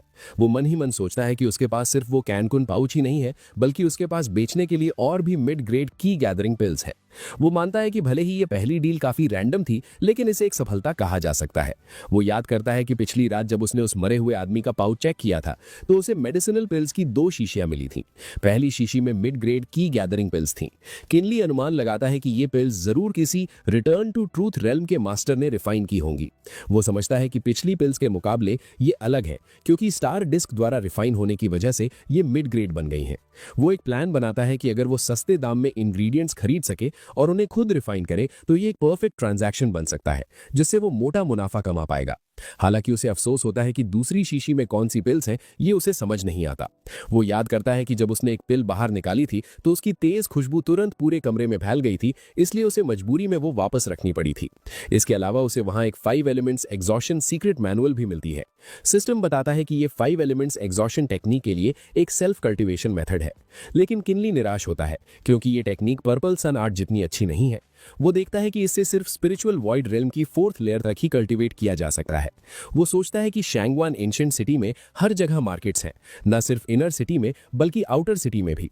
वो एहसास करता है कि जो चीज पहले उसके लिए सरदर्द थी कि माल कहां से लाए और कहां बेचे, उसका जवाब अब उसके पास है, और वो है ब्लैक मार्केट। इसके बाद वो टैलिस्मैन आर्ट्स कंपेंडियम पढ़ना शुरू करता है जो मैजिक जैसा है। वो समझता है कि ये एक ऐसी कला है जहां कल्टीवेटर्स कुछ खास तरीकों से हेवन और अर्थ के सिद्धांतों को समझते हैं। किताब बताती है कि टैलिस्मन्स दरअसल वो सिंबल हैं जो पुराने जमाने के लोगों ने छोड़े थे, जिनके बारे में माना जाता है कि वो हेवन और अर्थ से कनेक्ट कर सकते हैं। इन सिंबल्स के जरिए एक इंसान दुनिया से जुड़ सकता है, हेवनली सीक्रेट्स को अट्रैक्ट कर सकता है और हेवनली माइट का इस्तेमाल करके बेमिसाल ताकत पैदा कर सकता है। किनली टैलिस्मन की प्रैक्टिस करने लगता है ताकि वो विल ऑफ हेवन को समझ सके और सीधा हेवनली डाउ का सामना कर सके। वो समझता है कि टैलिस्मैन आर्ट्स का सार बिल्कुल मेंटल टेक्निक्स और बॉडी एंड की टेम्परिंग जैसा ही है, जिसके बहुत सारे फायदे हैं। इसके बाद किनली उस मरे हुए आदमी के पाउच से 12 टैलिस्मन्स निकालता है और उन्हें कंपेयर करता है। वो सीखता है कि दुनिया में टैलिस्मन्स ग्रेड 1 से ग्रेड 9 तक डिवाइड होते हैं। ग्रेड जितना ऊंचा होगा ताकत उतनी ज्यादा होगी। हालांकि किताब के मुताबिक 10th, 11th और 12th ग्रेड के टैलिस्मन्स भी होते हैं जो और भी ज्यादा ताकतवर होते हैं, लेकिन ये बस एक लेजेंड है जिसे अभी वेरीफाई करना बाकी है। वो समझता है कि अगर फंक्शन के हिसाब से देखा जाए तो टैलिस्मन्स मुख्य रूप से 4 तरह के होते हैं, जो कि ऑफेंसिव, डिफेंसिव, सपोर्टिव और सोल टैलिस्मन्स हैं। वो सोचता है कि पहले 3 तो समझने में आसान है, लेकिन सोल टैलिस्मन्स थोड़े अलग हैं और इन्हें बहुत इज्जत दी जाती है। वो कल्पना करता है कि अगर सेम लेवल के 2 कल्टीवेटर्स लड़ रहे हों और एक अचानक बीस्ट सोल को समन कर ले तो ये एक एक्स्ट्रा हेल्पर होने जैसा होगा, जिससे लड़ाई आसान हो जाएगी। इसलिए वो मानता है कि सोल टैलिस्मन्स सबसे बेहतरीन है और कल्टीवेटर्स इन्हें बाकी टाइप्स से ज्यादा पसंद करते हैं। बाकी बातें छोड़कर वो उन 12 टैलिस्मन्स का हिसाब लगाता है जो उसने लूटे थे। उसमें 5 fire ball talismans, 4 water arrow talismans, 1 levitation talisman, 1 invisibility talisman और आखिर में 1 प्रिजन केज टैलिस्मन शामिल था। वो हिसाब लगाता है कि 12 में से 9 ऑफेंसिव है, जबकि लेविटेशन और इनविजिबिलिटी सपोर्टिव है। सिर्फ प्रिजन केज टैलिस्मन ही एक सोल टैलिस्मन है। वो जानता है कि इसके अंदर मशहूर prison cage grass demon flower की गोस्ट सोल है जो लड़ाई के दौरान बदल सकती है और दुश्मन को जकड़ सकती है। वो खुश होता है कि ये एंटैंगलमेंट आर्ट के क्विक सैंड ट्रैप से कहीं ज्यादा असरदार है।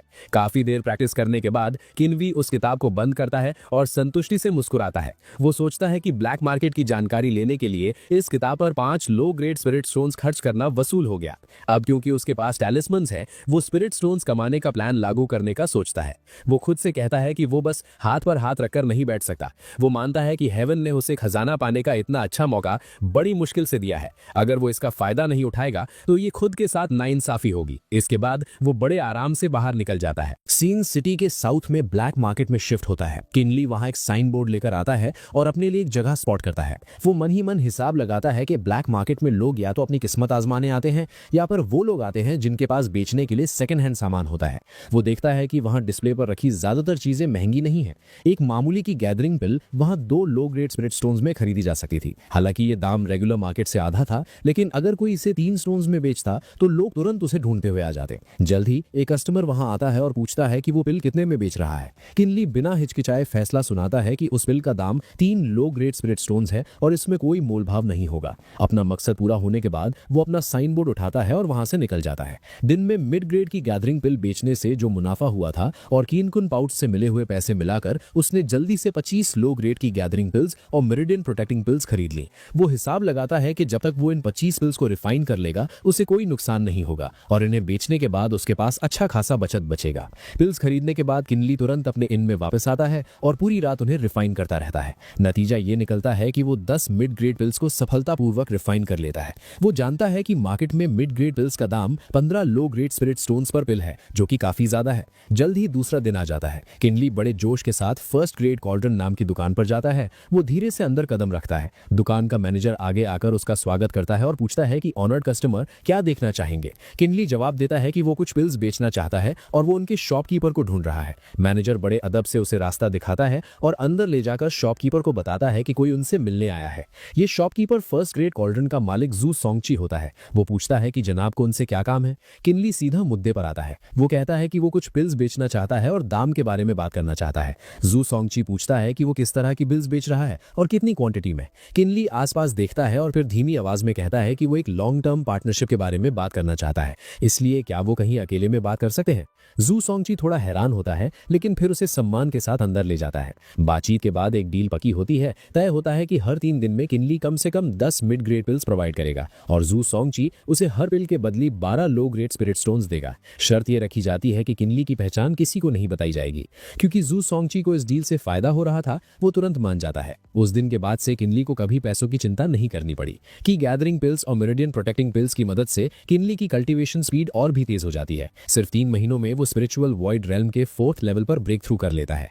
जैसे जैसे स्पिरिट स्टोन्स और पिल्स की संख्या बढ़ती जाती है, कुछ पुरानी चीजें बेकार हो जाती हैं। वो अपनी पुरानी 5 एलिमेंट्स एग्जॉशन मैनुअल को ब्लैक मार्केट में बेच देता है और उसके बदले एक 9 कनेक्शंस फिस्ट मैनुअल और एक शॉर्ट स्वॉर्ड खरीद लेता है। लेकिन किनली ने कभी नहीं सोचा था कि उसका ये छोटा सा अनजाने में किया गया काम उसके लिए मुसीबत बन जाएगा। सीन बदलता है और हम शैंगुएन सिटी के बाहर के इलाका में पहुंचते हैं। किनली की मूवमेंट्स अब पहले से कहीं ज्यादा फुर्तीली हो गई हैं। उसके हाथ एनर्जी को और भी स्थिरता से कंट्रोल करने लगे हैं। वो मन ही मन सोचता है कि 9 कनेक्शंस फिस्ट को मास्टर करने के लिए इंसान को की के 9 इंटरकनेक्टेड पाथवेज के लगातार बहाव को समझना पड़ता है, तभी शरीर एक एक्स्ट्राऑर्डिनरी लेवल तक पहुंच सकता है। वो एनालाइज करता है कि अभी उसने सिर्फ 6 पाथवेज को कल्टीवेट किया है, लेकिन वो अभी भी पूरी फिस्ट टेक्निक को ढंग से जोड़ नहीं पा रहा है। उसे चिंता होती है कि अगर ऐसा ही चलता रहा तो ये उसकी फ्यूचर कल्टीवेशन में छोटी छोटी कमियां पैदा कर देगा। जब वो गहरी सांस ले रहा होता है और सोच रहा होता है कि उसे क्या करना चाहिए, तभी पीछे से एक लड़की की आवाज आती है। वो लड़की शिकायत कर रही होती है कि वन आइड स्वॉर्म फ्रॉग बहुत चालाक है और उनके पास लोगों की कमी है,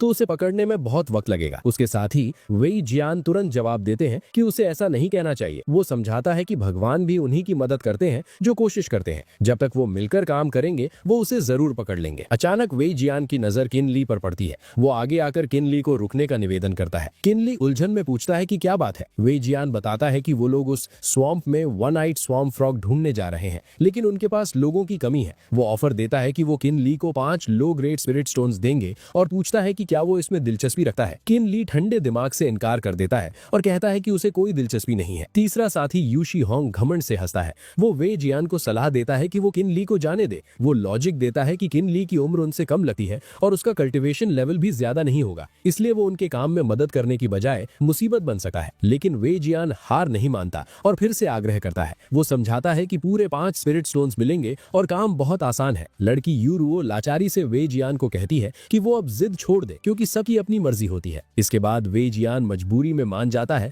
और अफसोस जताता है। अचानक एक घमंडी आवाज उन्हें रुकने का हुक्म देती है। उनके पीछे 3 अजीब आदमी दिखाई देते हैं। उनका लीडर अपने हाथ में पकड़े कागज को देखता है और फिर सामने खड़े किनली से मिलाता है। वो लोग आपस में कंफर्म करते हैं कि ये वही लड़का है जो ड्राइंग में बना है। वो पहचान लेते हैं कि ये वही है जिसने वो सीक्रेट मैनुअल बेची थी। किनली तुरंत सतर्क हो जाता है जैसे ही वो सीक्रेट मैनुअल शब्द सुनता है। उनमें से एक आदमी अपनी तलवार निकालता है और हुक्म देता है कि लड़के ने उन्हें बहुत ढूंढवाया है, इसलिए वो लोग उसे पकड़ लें। वो तीनों तेजी से किनली पर हमला करने के लिए दौड़ते हैं। क्योंकि ये अचानक हुआ था, किनली हैरान रह जाता है और वक्त पर रिएक्ट नहीं कर पाता। वो मन में सोचता है कि उसे समझ नहीं आ रहा ये लोग किस बारे में बात कर रहे हैं। वो लाचारी से सोचता है कि वो बुरी तरह फंस गया है। उसे पछतावा होता है कि वो ज्यादा ही लापरवाह हो गया था और उसे वो 5 एलिमेंट्स एग्जॉशन मैनुअल नहीं बेचनी चाहिए थी। अचानक कोई उसके सामने आकर खड़ा हो जाता है ताकि उन दुश्मनों का सामना कर सके। ये वेई जियान होता है जो खतरे की परवाह किए बिना अपनी तलवार निकालता है और उनके हमले को रोक देता है। किनली इस हरकत से पूरी तरह हैरान रह जाता है।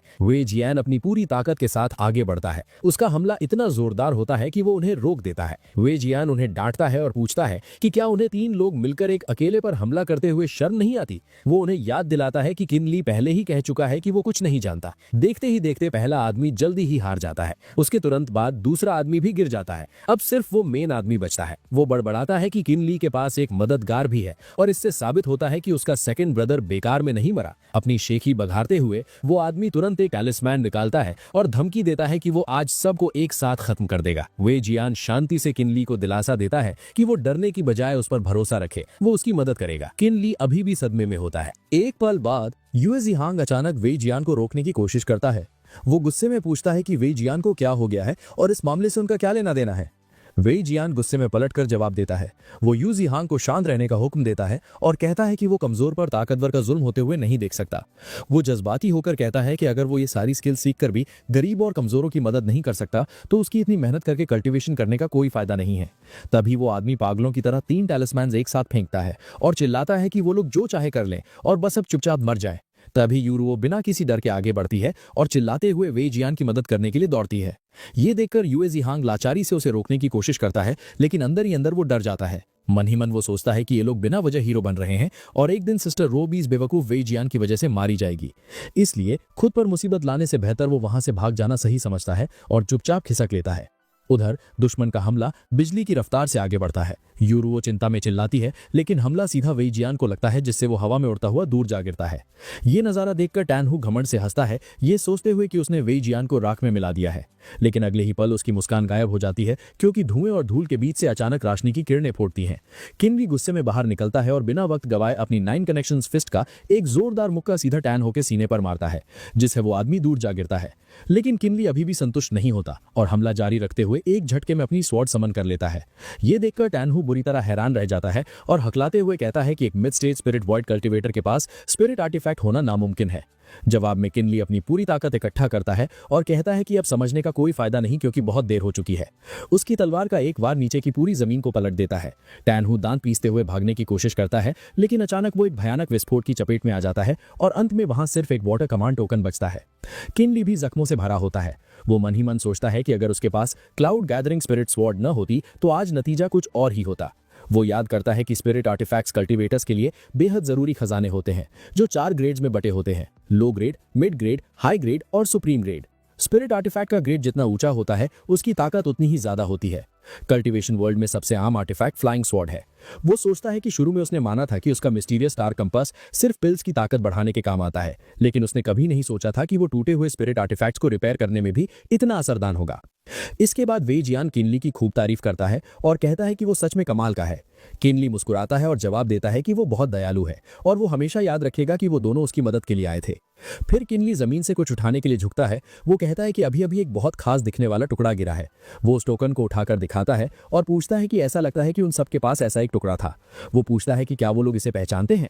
वेई जियान इसे हाथ में लेता है और थोड़ी देर देखने के बाद हकलाते हुए बताता है कि ये वाटर इवेजन स्ट्रॉन्गहोल्ड का टोकन है। उसकी आवाज में हैरानी सुनकर किनली का चेहरा भी तनाव में आ जाता है। वेई जियान कहता है कि भाई अब बहुत बड़ी मुसीबत में है। सीन बदलता है और शाम को हम फर्स्ट ग्रेड कॉल्ड्रन में पहुंचते हैं। अंदर से आवाज आती है जो किनली से पूछती है कि यंग मास्टर किन आजकल कहाँ है और वो दिखाई क्यों नहीं दिए। इस वक्त वो दोनों एक पत्थर की टेबल के सामने खड़े होते हैं। किनली कहता है कि वो पिछले दिनों कुछ मुसीबत में फंस गया था, इसलिए उसका सामने आना ठीक नहीं था। वो पिल्स देते हुए कहता है कि ये रही वो मेडिसिनल पिल्स जो उन्हें चाहिए थी, वो इन्हें गिन सकते हैं। जू सोंगची फिर से पूछता है कि क्या कोई गंभीर बात हुई है। इस पर किनली के हाथ थोड़े रुक जाते हैं और उसे वाटर इवेजन स्ट्रॉन्गहोल्ड के बारे में वेई जियान की कही हुई बातें याद आती हैं। वेई जियान ने आगे समझाया था कि ये वाटर इवेजन स्ट्रॉन्गहोल्ड वाले लोग दरअसल गोनी माउंटेन के डाकू हैं। वो शांगवान एंशिएंट सिटी के बाकी कल्टीवेटर्स की तरह इंपीरियल कोर्ट का हुक्म नहीं मानते, बल्कि वो लगातार कोर्ट का विरोध करते हैं। उसने उनके लीडर के बारे में बताया था कि उनका स्ट्रॉन्गहोल्ड मास्टर का नाम मा सांतियन है। वो एक बेहद ताकतवर, क्रूअल और चालाक इंसान है। उसने बताया था कि इंपीरियल कोर्ट ने कई बार उन्हें घेरने के लिए सिपाही भेजे, लेकिन वो कभी उनका ठिकाना नहीं ढूंढ पाए। अब शांगवान सिटी में हर कोई उनके नाम से डरता है। हद तो तब हो गई जब उन्होंने गोंगची माउंटेन गार्डन को लूटने की हिम्मत की, जो कि इंपीरियल फैमिली की स्पिरिट वेन है। ये सच में आसमान को चुनौती देने जैसा था। ये सुनने के बाद किनली भी परेशान हो गया था। वेई जियान ने उसे चेतावनी दी थी कि इसलिए अब से उसे शहर में आते जाते वक्त बेहद सावधान रहना होगा।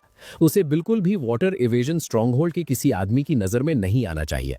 तभी यूरो ने बीच में बोलकर किनली को भरोसा दिलाया था कि वो लोग आज की बात किसी भी बाहर वाले को नहीं बताएंगे।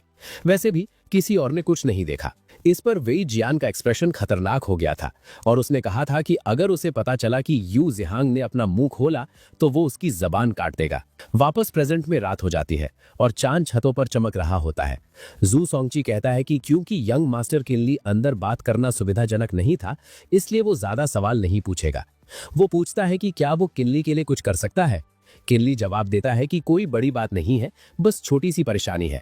इसके बाद वो अपना इरादा बताता है कि वो हाइड होना चाहता है और अपनी पहचान बदलना चाहता है। ये सुनकर जू सोंगची गहरी सोच में पड़ जाता है। फिर वो किनली के पास झुकता है और कहता है कि वो उसे बताएगा कि क्या करना है। वो किनली के कान में कुछ फुसफुसाता है और फिर वहां से विदा लेता है। जैसे ही वो जाता है, अंदर से कोई पूछता है कि थर्ड मास्टर, क्या उस लड़के की इस तरह मदद करना ठीक है? वो डर जताता है कि नाइन्थ मास्टर और उनके लोग जू फैमिली के मुकाबले बहुत ताकतवर हैं। ये सुनकर जू सोंगची अपने हाथ पीछे बांधता है और जवाब देता है। वो कहता है कि उस लड़के किनली ने अपने घर में 1 महीना बिताया और बिना किसी मास्टर के सामने आए उसने 100 से ज्यादा तरह की मेडिसिनल पिल्स प्रोवाइड कर दी। वो पूछता है कि क्या वो व्यक्ति इस बात से हैरान नहीं है। वो आदमी अभी भी हिचकिचाता है, लेकिन जू सोंगची मुस्कुराता है और बात जारी रखता है। वो साफ कहता है कि किनली के मामले को सिर्फ आसमान जानता है, धरती जानती है, वो खुद जानता है और वो व्यक्ति जानता है। इसके अलावा किसी और को पता नहीं चलना चाहिए। वो खतरनाक लहजे में कहता है कि जब तक किनली जिंदा है तब तक उसके पास जू फैमिली की बड़ी ताकत हासिल करने की एम्बिशन रहेगी। सीन बदलता है और उसी रात हम सिटी के नॉर्थ में पर्पल फिश गॉर्ज में पहुंचते हैं। अचानक बाहर से दरवाजे पर दस्तक होती है। अंदर वाला व्यक्ति आवाज सुनकर तुरंत पूछता है कि कौन है। किनली जवाब देता है कि वो सिटी के वेस्ट से फर्स्ट ग्रेड कॉल्ड्रिन से आया है और ओल्ड जू ने उसे रेकमेंड किया है। तभी दरवाजा खुलता है और सामने वैंग माजी खड़ा होता है, जो किनली को अंदर आने को कहता है। वैंग माजी को देखने के बाद किनली अपनी बात रखता है। वो कहता है कि सीनियर ओल्ड मास्टर जू ने उसे रेकमेंड किया है और वो एक्सक्विजिट बोन ट्रांसफॉर्मेशन आर्ट और स्पिरिट कंसीलमेंट टेक्निक मांगने आया है। ये सुनकर वैंग माजी कहता है कि कोई दिक्कत नहीं है।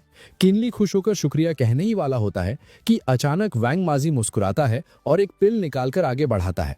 वो चेतावनी देता है कि पहले वो सुन ले। इस बोन शैटरिंग पिल को लेने के बाद अगर वो उस बेइंतहा दर्द को बर्दाश्त कर पाया तभी वो आगे बात करेंगे। किनली उस पीली गोली को देखकर सोच में पड़ जाता है। ये देखकर वैंग माजी ताना मारता है और पूछता है कि क्या हुआ, क्या उसे डर लग रहा है?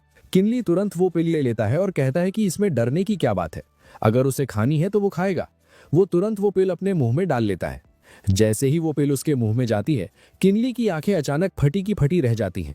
वो तुरंत अपना एक हाथ जमीन पर टिकाता है ताकि गिरने से बच सके। उसका पूरा शरीर अचानक कांपने लगता है और बस एक ही पल में वो पसीने से पूरी तरह भीग जाता है। जैसे ही वो दर्द से चिल्लाने वाला होता है, वो देखता है कि वैंग माजी उसे मजाक उड़ाने वाली नजरों से देख रहा है। किनली मन में सोचता है कि वो चिल्ला नहीं सकता। वो अपने जबड़े को जोर से भींच लेता है और खुद को उठाने की कोशिश करता है, लेकिन उस बोन शाटरिंग पिल का असर बहुत भयानक होता है।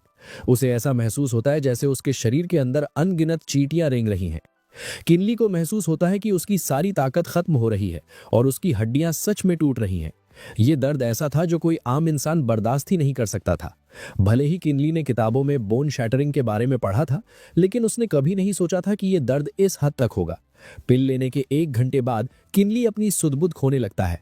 उसकी इंटरनल विजन टेक्निक के असर से उसे साफ दिखाई देता है कि उसकी हड्डियां पहले टुकड़ों में टूट रही हैं और फिर एक एक करके वापस जुड़ रही हैं। ये सिलसिला बार बार चलता रहता है। हड्डियां टूटती हैं, जुड़ती हैं और फिर टूटती हैं। उसे ऐसा महसूस होता है जैसे कोई 1000 पाउंड का हथौड़ा लेकर उसके शरीर की हर हड्डी को चकनाचूर कर रहा है और फिर किसी ताकतवर ग्लू से उन्हें वापस जोड़ रहा है। किनली अपने सर को पकड़ लेता है और खुद को चीखने से रोकने की कोशिश करता है। वो मन ही मन खुद को समझाता है कि वो चिल्ला नहीं सकता, उसे हर हाल में चुप रहना होगा। ठीक उस वक्त जब किनली की कॉन्शियसनेस जवाब देने वाली होती है, अचानक 28 स्टार्स अपीयर होते हैं और उसके प्राइमोर्डियल स्पिरिट में समा जाते हैं। उसी पल किनली की छुपी हुई पोटेंशियल बाहर आती है और वो एक साधारण सच समझ जाता है। वो एहसास करता है कि कल्टीवेटर्स के पास एक लचीली इच्छा शक्ति होनी चाहिए।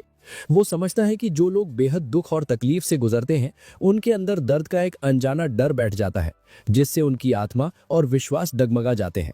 ऐसे लोगों के लिए इसका हल्का नतीजा कल्टीवेशन डेविएशन होता है और भारी नतीजा मौत। हालांकि किनली का चेहरा दर्द से बदलकर बेजान हो जाता है, क्योंकि स्पिरिट प्लेटफॉर्म में मौजूद प्राइमोर्डियल स्पिरिट ही इंसान की चेतना और विश्वास को संभालता है। प्राचीन काल से यही माना जाता है कि जब तक आत्मा शुद्ध है तब तक वो शरीर नहीं छोड़ेगी और तभी इंसान जीवन और मौत को समझ सकता है। लेकिन अंत में किनली भी बस एक आम इंसान ही था, इसलिए वो बेहोश होकर वहीं जमीन पर गिर जाता है। वांग माजी उस गिरते हुए लड़के को देखता है और शांत रहता है। अचानक वांग माजी हवा में बोलता है कि वो बाहर आ जाए क्योंकि किनली अब उन्हें नहीं देख सकता। तभी शैडोज में से एक मिस्टीरियस यंग मैन बाहर आता है। वो एक घुटने पर बैठकर हाथ जोड़ता है और वांग माजी को सीनियर कहकर संबोधित करता है। वांग माजी नाक सिकोड़कर जवाब देता है और कहता है कि वो नौजवान और उसका मास्टर जू सोंगची बिल्कुल एक जैसे हैं, जो हमेशा हर चीज में अपनी नाक घुसेड़ना चाहते हैं। इसके बाद वांग माजी जमीन पर पड़े किनली को देखकर हैरानी जताता है। वो सोचता है कि ये बच्चू सच में उसकी बोन शैटरिंग पिल को बर्दाश्त कर गया। वो खुद से पूछता है कि आखिर ये लड़का है कौन। वो नौजवान हाथ जोड़कर माफी मांगता है और कहता है कि वो इस सवाल का जवाब नहीं दे सका। वो घूमता है और बताता है कि हालांकि ये ओल्ड जू का एक फेवर है, लेकिन कोई है जो अपनी एक्सक्विजिट बोन ट्रांसफॉर्मेशन आर्ट और spirit concealment technique pass on कर रहा है और बदले में उससे एक विश एक्सचेंज कर रहा है। वांग माजी खुश होकर कहता है कि ये लड़का बुरा नहीं है, वो इससे काफी खुश है। ये सुनकर वो नौजवान हैरान रह जाता है और कहता है कि सीनियर ने बहुत लंबे अरसे से किसी की तारीफ नहीं की है। वो पूछता है कि क्या ये लड़का सच में इतना खास है। वांग माजी पलट कर पूछता है कि क्या उसे लगता है कि बोन शैटरिंग पिल में कोई कमी थी। अगर उसे यकीन नहीं है तो वो खुद इसे ट्राई कर सकता है। ये सुनते ही वो नौजवान घबरा कर मना कर देता है और कहता है कि इसकी कोई जरूरत नहीं है। वो इजाजत मांगता है कि उसका काम पूरा हो गया है, अब वो वापस जाकर रिपोर्ट करना चाहता है। वांग माजी उसे नहीं रोकता, बस चांदनी रात की तरफ देकर धीरे से हुंकारता है। इसी दौरान किनली जमीन पर बिना हिले डुले पड़ा रहता है। बोन शैटरिंग का वो जानलेवा दर्द खत्म होने का नाम नहीं ले रहा था, जिससे कोई भी उम्मीद छोड़ दे। इस दर्द को सहते हुए किनली भी हार मानने के करीब पहुंच गया था, लेकिन उन मिस्टीरियस स्टार्स और वक्त पर मिली अवेकनिंग लाइट ने उसे जगा दिया। किनली अचानक अपनी आंखें खोलता है। वो अपने जबड़े को जोर से भींच लेता है ताकि अपने इमोशंस को काबू में रख सके। उन 28 स्टार्स के प्रभाव से उसे होश तो आ जाता है, लेकिन दर्द अभी भी वैसा ही होता है।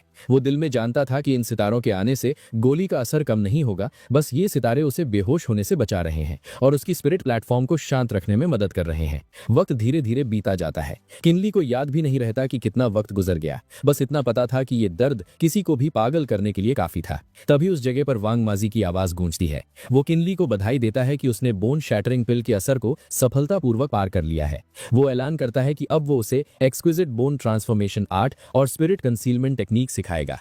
वो उसे हुक्म देता है कि जब उसकी हड्डियां एक बार फिर जुड़ जाएं तो वो सीधा बैठ जाए। कुछ देर बाद किनली जमीन पर पालथी मारकर बैठ जाता है। उसे आसपास का कोई होश नहीं होता है। वांग माजी की आवाज उसे किसी हेवनली साउंड जैसी लगती है। किनली बिना देर किए सीधा हो जाता है। वांग माजी उसे समझाता है कि ये मैनुअल प्रोफाउंड स्किल और मैजिकल आर्ट्स का कॉम्बिनेशन है। भले ही इसका लेवल कम है, लेकिन इसके उपयोग अद्भुत है। वो किनली को निर्देश देता है कि वो उसके बताए हुए मेंटल मंत्र के हिसाब से अपनी स्पिरिट एनर्जी को सर्कुलेट करे। सबसे पहले उसे अपनी बदली हुई हड्डियों को वापस जोड़ना होगा, तभी वो स्पिरिट कंसीलमेंट टेक्निक सीख पाएगा। ये सुनकर किनली बेहद खुश होता है और तुरंत वांग माजी के बताए मंत्र के अनुसार कल्टीवेशन शुरू कर देता है। सबसे पहले मंत्र को फॉलो करते हुए वो अपनी स्पिरिट एनर्जी को 7 साइकिल्स तक घुमाता है और देखते ही देखते उसकी टूटी हुई हड्डियां वापस जुड़ने लगती हैं। इसके बाद वो धीरे धीरे मंत्र को एक बार फिर दोहराता है। उसके पूरे शरीर का दर्द गायब होने लगा है और उसके शरीर से लगातार नीली रोशनी निकलने लगी है। वांग माजी अपने हाथ में एनर्जी लेकर आगे बढ़ता है और स्पिरिट कंसीलमेंट टेक्निक ट्रांसमिट करना शुरू करता है। वो समझाता है कि एक्सक्विजिट बोन ट्रांसफॉर्मेशन से वो अपना चेहरा और रूप बदल सका है, लेकिन एक कल्टीवेटर का ऑरा सिर्फ स्पिरिट कंसीलमेंट टेक्निक से ही छुपाया जा सका है। वो किनली की किस्मत की तारीफ करता है और कहता है कि अगर वो इन बातों को नहीं जानता तो वो कभी ये कला नहीं सीख पाता। आखिर में वो किनली की पीठ पर हाथ रखता है और उसे एक आखिरी चेतावनी देता है। वो कहता है कि सीखने के बाद उसे बस एक बात याद रखनी है कि आज जो यहाँ हुआ वो किसी को नहीं बताना है। बस ऐसे बर्ताव करना जैसे ये कभी हुआ ही नहीं। कुछ वक्त बाद वांग माजी दरवाजे पर खड़ा होकर देखता है। बाहर किनली पसीने से तरबतर होने के बावजूद कल्टीवेशन में ध्यान लगाए हुए था। जब सब कुछ पूरा हो जाता है तो वहां एक लाल लैंटर्न जल उठती है। किनली झुकर वांग माजी का शुक्रिया अदा करता है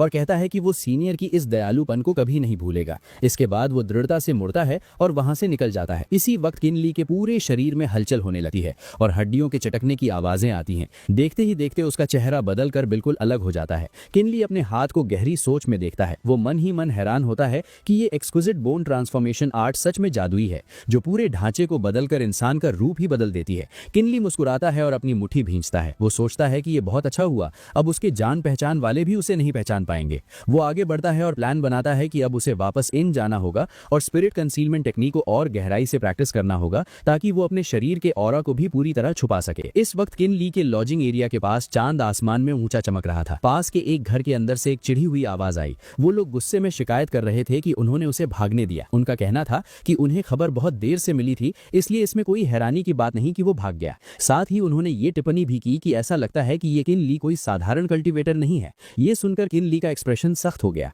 दूसरी तरफ वो दो आदमी अभी भी फुसफुसा रहे थे। एक ने डर जताया कि अगर वो लोग किन ली को ढूंढ नहीं पाए तो वापस जाने पर बॉस उन्हें सजा देंगे, इसलिए अब उन्हें क्या करना चाहिए। दूसरे ने लापरवाही से जवाब दिया कि ये उनकी चिंता नहीं है। उसने दावा किया कि ये जानकारी वही जियान ने ली की थी, इसलिए अगर कोई सजा पाएगा तो वो वही जियान होगा, वो लोग नहीं। उन्होंने आपस में विचार किया कि उस लड़के को शायद पता चल गया होगा कि वो आ रहे हैं, लेकिन वो शोंग युआन एंशिएंट सिटी जैसी शांत जगह छोड़ने को राजी नहीं होगा। उन्हें बिल्कुल अंदाजा नहीं था कि किन ली उनके ठीक पीछे खड़ा था। उनकी पूरी बातचीत सुनने के बाद उन लोगों ने अपनी नाराजगी पर काबू पाया और एक फैसला लिया। उन्होंने तय किया कि बहुत संभावना है कि वो अभी भी शोंग युआन एंशिएंट सिटी में ही है। एक ने दूसरे को आदेश दिया कि वो वापस जाए और कुछ और लोगों को लेकर आए ताकि वो शहर का कोना कोना छान सकें। उसने सुझाव दिया कि अगर जरूरत पड़ी तो वो कुछ स्पिरिट स्टोन्स का इस्तेमाल करके अंडरवर्ल्ड से लोगों को हायर कर सकते हैं ताकि वो जांच में मदद करें। उसने जोर दिया कि उन्हें उसे ढूंढना ही होगा, जिस पर दूसरे आदमी ने हामी भरी। उनकी बातें सुनकर किन ली को धक्का लगा और वो गुस्से में अपने दांत पीसने लगा। उसे समझ आ गया कि ये जरूर वही जियान की बात कर रहे हैं, जिसका सीधा मतलब था कि वही जियान ने उसे धोखा दिया। वो वहां चुपचाप खड़ा रहा, लेकिन उसका दिमाग अशांत था। वो यही सोचता रहा कि वो आदमी कितना ईमानदार और नेक लगता था, और उसने वादा भी किया था कि वो कुछ नहीं बताएगा। उसे यकीन नहीं हो रहा था कि बस एक दिन के बाद ही उसने उसे धोखा दिया, इसलिए वो उसे एक धोखेबाज विलन मानने लगा। गुस्से के मारे उसकी मुट्ठी भिंच गई और कांपने लगी। उसने सोचा कि अच्छा हुआ वो तेज भागा, वरना आज रात वो अपनी जान खो बैठता। इस पल किन ली ने खुद को संभाला और एक फैसला लिया कि एक जेंटलमैन के लिए बदला लेने में 10 साल भी देर नहीं होती। वो जानता था कि भले ही उसने अब एक्सक्विजिट बोन ट्रांसफॉर्मेशन आर्ट और स्पिरिट कंसीलमेंट टेक्निक सीख ली है, लेकिन जल्दबाजी में बदला लेने से उसकी पहचान आसानी से खुल जाएगी। वो अपने अगले कदम पर विचार करने लगा। उसे एहसास था कि बोन क्लेंजिंग आई की वजह से वाटर इवेजन स्ट्रॉन्ग होल्ड के सारे लोग उसे ढूंढ रहे हैं, और यह भी तय था कि उन्होंने वही जियान के आसपास बहुत से लोग लगाए होंगे।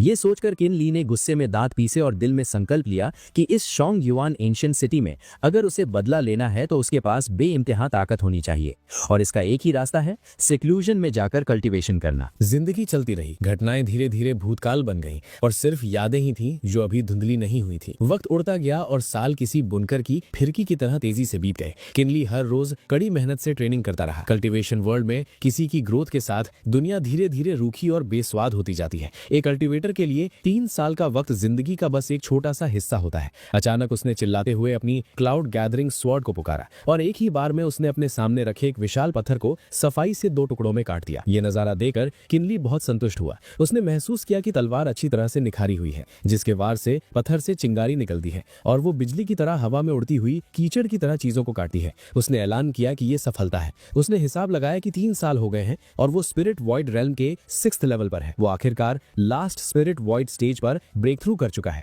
लेकिन उसने माना कि उसकी करंट रफ्तार अभी भी काफी धीमी है। उसने सोचा कि उसने किन क्लैन की पर्पल सन आर्ट का लोअर वॉल्यूम पूरा प्रैक्टिस कर लिया है, जिससे वैसे तो सिर्फ 5th लेवल तक ब्रेक थ्रू होना चाहिए था। उसने कभी नहीं सोचा था कि वो 6th लेवल तक ब्रेक थ्रू कर लेगा, लेकिन उसे लग रहा था कि अगर वो इसकी प्रैक्टिस जारी रखता है तो आगे इंप्रूव करना बहुत मुश्किल होगा। इसलिए उसने तय किया कि अब बाहर जाने का और कोई दूसरी कल्टीवेशन मेथड ढूंढने का वक्त आ गया है। उसकी आंखें अचानक तेज हो गई। उसके जहन में वो वे जियान याद आया, जिसने अपने निजी फायदे के लिए दोस्त को धोखा दिया था। किनली ने सोचा कि उसे 3 साल जिंदा रहने दिया, ये काफी होना चाहिए। इसके तुरंत बाद किनली का दिल वे जियान के लिए नफरत से भर गया और वो वहां से निकल पड़ा। बाहर जाने और जानकारी इकट्ठा करने को आसान बनाने के लिए उसने एक्सक्विजिट बोन ट्रांसफॉर्मेशन आर्ट और स्पिरिट कंसीलमेंट टेक्निक का इस्तेमाल करके अपना भेस बदल लिया ताकि कोई उसे पहचान न सके। फिर उस जगह को याद करते हुए जहां वे जियान रहता था, वो उसे ढूंढने और बदला लेने के इरादे से निकल पड़ा। सफर बहुत आरामदायक था। इस वक्त किनली एक अधेड़ उम्र के अंकल के भेस में था जो कदम दर कदम आगे बढ़ रहा था। उसने खुद से कहा कि वो प्लम एली सिटी के ईस्ट में पहुंचने वाला है। अचानक उसे आगे से कुछ लोगों के बात करने की आवाज सुनाई दी और वो सतर्क होकर जल्दी से एक तरफ छुप गया ताकि उनकी बातें सुन सके। आगे रास्ते पर 2 लोग दिखाई दिए। एक तरफ पत्थर जैसे कठोर चेहरे वाला यूए जिटैंग था और दूसरी तरफ वे जियान था जो बुरी तरह नशे में धुत था और यूए जिटैंग के पीछे चल रहा था। वे जियान चलते हुए लड़खड़ा रहा था और अपने पुराने साथी यूए जिटैंग को गाली देते हुए उसे कमीना कह रहा था। उसने गुस्से में ऐलान किया कि वो यूए जिटैंग को नहीं छोड़ेगा, भले ही वो मरने के बाद भूत क्यों न बन जाए। अपने आप को गाली सुनता देख यूए जिटैंग को गुस्सा आ गया। उसने अपना पैर उठाया और वे जियान को जोर से लात मारी। वे जियान बिना हिले डुले जमीन पर पड़ा रहा, जबकि यूए जिटैंग खड़े होकर उसे गाली दे रहा था। यूए जिटैंग ने उसे पागल कहा और धमकाया कि अगर शैंग युआन एंशिएंट सिटी के नियमों के तहत यहाँ मारना मना नहीं होता तो वो उसे कब का मार चुका होता। अचानक एक नौजवान औरत की आवाज गूंजी, जिसने पूछा कि यूए जिटैंग ये क्या कर रहा है। ये यूरुओ थी जो वे जियान को बचाने आई थी। यूए जिटैंग ने नाक सिकोड़कर ठंडी सांस ली और पहचाना कि ये सिस्टर रुओ है। उसने सफाई देते हुए कहा कि वो खुद वे जियान से पूछ लें कि वो क्या कर रहे हैं, क्योंकि वो लोग शराब पी रहे थे और ये तमाशा करने के लिए भाग आया। उसकी मुस्कान और ज्यादा मजाक उड़ाने वाली हो गई जैसे ही उसने अपने दोस्त वे जियान की हालत का मजाक उड़ाया। उसने कहा कि एक मौका परस्त जान पहचान के लिए अपनी सारी कल्टीवेशन खो देना और फिर भी कोई पछतावा ना होना। ब्रदर वे जियान एक असली बेवकूफ है। यहाँ यूए जिटैंग ने वे जियान की वफादारी का मजाक उड़ाते हुए तामा मारा। उसने कहा कि उस वक्त जब बॉस ने किनली का पता पूछा था तो क्या ये ठीक नहीं होता कि अगर वे जियान ने बस उन्हें बता दिया होता। वो नौजवान औरत जिसका नाम यूरुओ था, उसने कुछ नहीं कहा, बस चुपचाप वे जियान के जख्मों की देखभाल करती रही। यूए जी हैंग ने आगे कहा कि वे जियान को बस इतना जिद्दी होना था और अब वो खुद को देखे कि वो क्या बन गया है। उसने वे जियान से पूछा कि क्या वो उसका किनली वापस आया, क्या वो उससे मिलने आया। उसने दावा किया कि वो आदमी इसे अपना दोस्त तक नहीं मानता। यूए जी हैंग ने अपनी डांट फटकार जारी रखी और गुस्से में यूरुओ को चेतावनी दी कि अगर अगली बार वे जियान ने ऐसी हरकत की तो वो लोग बिल्कुल भी कोई लिहाज नहीं करेंगे। फिर वो गुस्से में मुड़ा और वहां से जाने लगा। जाते हुए वो बड़बड़ाता रहा कि वे जियान अभी भी उसके लिए मुसीबत खड़ी करने की हिम्मत करता है। उसने कहा कि वे जियान आईने में खुद को क्यों नहीं देखता, क्या उसे लगता है कि वो अभी भी 3 साल पहले वाला ताकतवर वे जियान है। उसने ऐलान किया कि वो उसे अब बस एक कचरा मानता है और वो उसके मुंह लगने के लिए भी बहुत आलसी है, वरना वो उसे चीर कर 8 टुकड़े कर देता। पास में छुपा हुआ किनली ये सुनकर हैरान रह गया और त्योरियां चढ़ाने लगा। उसे समझ आया कि तो पता चला कि वो वे जियान नहीं था जिसने उसे बेचा, और तो और वे जियान जख्मी है और अपाहिज हो गया है क्योंकि उसने किनली का पता नहीं बताया था। वो सोचने लगा कि ये कैसे हो सकता है, क्योंकि 3 साल पहले तानहू के साथ हुई लड़ाई में वे जियान बिल्कुल भी जख्मी नहीं था। गुस्से में उसने सोचा कि आखिर 3 साल पहले हुआ क्या था और फैसला किया कि सच्चाई जानने के लिए लगता है उसे पहले यूएजी हैंग से निपटना होगा। जैसे ही यूएजी हैंग चलता रहा वो मन में सोचता रहा कि वे जियान सच में पागल है। अचानक पास में एक शराबी की लड़खड़ाती आवाज गूंजी। किनली जानबूझकर शराबी होने का नाटक कर रहा था ताकि वो यूएजी हैंग का ध्यान खींच सके। शराबी झूमते हुए जोर से बोल रहा था कि ये तो बस एक प्राइमोर्डियल यांग पिल है जिससे मॉर्टल बना जा सकता है। ये सुनकर यूएजी हैंग के अंदर लालच जाग उठा। उसने प्राइमोर्डियल यांग पिल का नाम दोहराया। रात के वक्त सड़क इतनी सुनसान थी कि हवा की साए साए साफ सुनाई दे रही थी, जो एक जुर्म करने के लिए परफेक्ट सेटिंग थी। इसलिए वो आगे बढ़ा और उस आदमी पर हमला करके उसे लूटने की कोशिश की। यूएजी हैंग ने घमंड से अपनी उंगलियां चटकाई और सोचा कि इस मामूली शराबी के पास प्राइमोर्डियल यांग पिल जैसी अच्छी चीज कैसे हो सकती है, और क्या दुनिया में कोई इंसाफ है। जहां तक दूसरे आदमी की बात है, वो अब तक थोड़ा होश में आ चुका था। शराबी ने यूएजी हैंग को अपनी बातों में उलझाने के लिए कहा कि हम सब तो आपस में भाई भाई है। उसने कहा कि अब जब हम मिल ही गए हैं तो वो उसे अच्छे से विदा करेगा और उसे शर्माना नहीं चाहिए। फिर वो आदमी गिर गया और उल्टी करने का नाटक करने लगा ताकि यूएजी हैंग बेफिक्र हो जाए। इसी बीच यूएजी हैंग ने अपनी तलवार निकाली। उसने उस शराबी को चेतावनी दी कि बच्चू, अगले जन्म में याद रखना कि इतना दिखावा नहीं करना चाहिए, और उसे नर्क में जाने को कहा। उसकी तलवार की नोक तेजी से नीचे की तरफ आई, लेकिन 1 सेकंड बाद वो शराबी अचानक उछला और उसने यूएजी हैंग पर पलटवार किया। यूएजी हैंग पीछे की तरफ गिरा और जल्दी से अपने हाथ पैरों से खुद को संभाला। इससे यूएजी हैंग गुस्से में दहाड़ा कि वो शराबी होकर भी लड़ना जानता है, लेकिन अगले ही पल उसकी आंखें हैरानी से फटी रह गईं, क्योंकि उसके विरोधी ने अभी अभी अपना भेष उतार दिया था। ये वही इंसान था जिसके बारे में वो अभी सोच रहा था। यूएजी हैंग की दहाड़ 3 ब्लॉक्स तक गूंजी जब उसने पहचाना कि वो किनली है। किनली ने उसे घूरा और धीमी आवाज में सवाल किया कि ये अच्छी बात है कि उसे वो अभी भी याद है। उसने यूएस जिहांग की गद्दारी पर गुस्सा जताते हुए कहा कि 3 साल पहले वो जानता था कि यूएस जिहांग अच्छा आदमी नहीं है, लेकिन उसने कभी नहीं सोचा था कि वो अपने ही दोस्त को पैरों तले कुचल देगा। उसने कहा कि वो इंसान कहलाने के लायक नहीं है। अब तक यूएस जिहांग ठंडे पसीने से भीग चुका था। उसने खुद को बचाने के लिए बहाने बनाए कि इसका उनसे कोई लेना देना नहीं था, वो माई के लोग थे और वो तो बस एक प्यादा था। वो लगातार बहाने बनाता रहा कि माई वही था जो उसके पास किनली का पता पूछने आया था और उसके पास कोई और चारा नहीं था।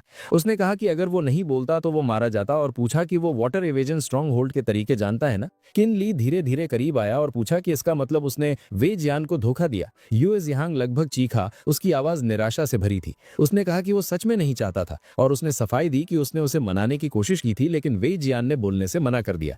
जितना वो सुनता गया, किनली उतना ही गुस्से से भर गया और वो आगे लपका। उसने उसे कमीना कहा और पूछा कि निजी फायदे के लिए दोस्त को धोखा दिया, ये कैसा ट्विस्टेड लॉजिक है। हवा के एक झोंके के साथ उसकी तलवार उसके विरोधी के कंधे के आर पार हो गई। यूए जियांग दर्द से चीखा, उसके मुंह से खून का झाग निकला और वो जमीन पर गिर पड़ा। जाहिर है किनली का उसे छोड़ने का कोई इरादा नहीं था। उसने कहा कि वो उससे कुछ सवाल पूछने जा रहा है और बेहतर होगा कि वो उनका सही जवाब दे। जिस चीज ने यूए जियांग को और ज्यादा खौफजदा किया वो थी उसके विरोधी की current cultivation, spiritual void realm का छठा लेवल। वो इतनी जल्दी आगे बढ़ गया था जिसने उसे और भी ज्यादा डर से भर दिया और उसके पास हार मानने के अलावा कोई चारा नहीं था।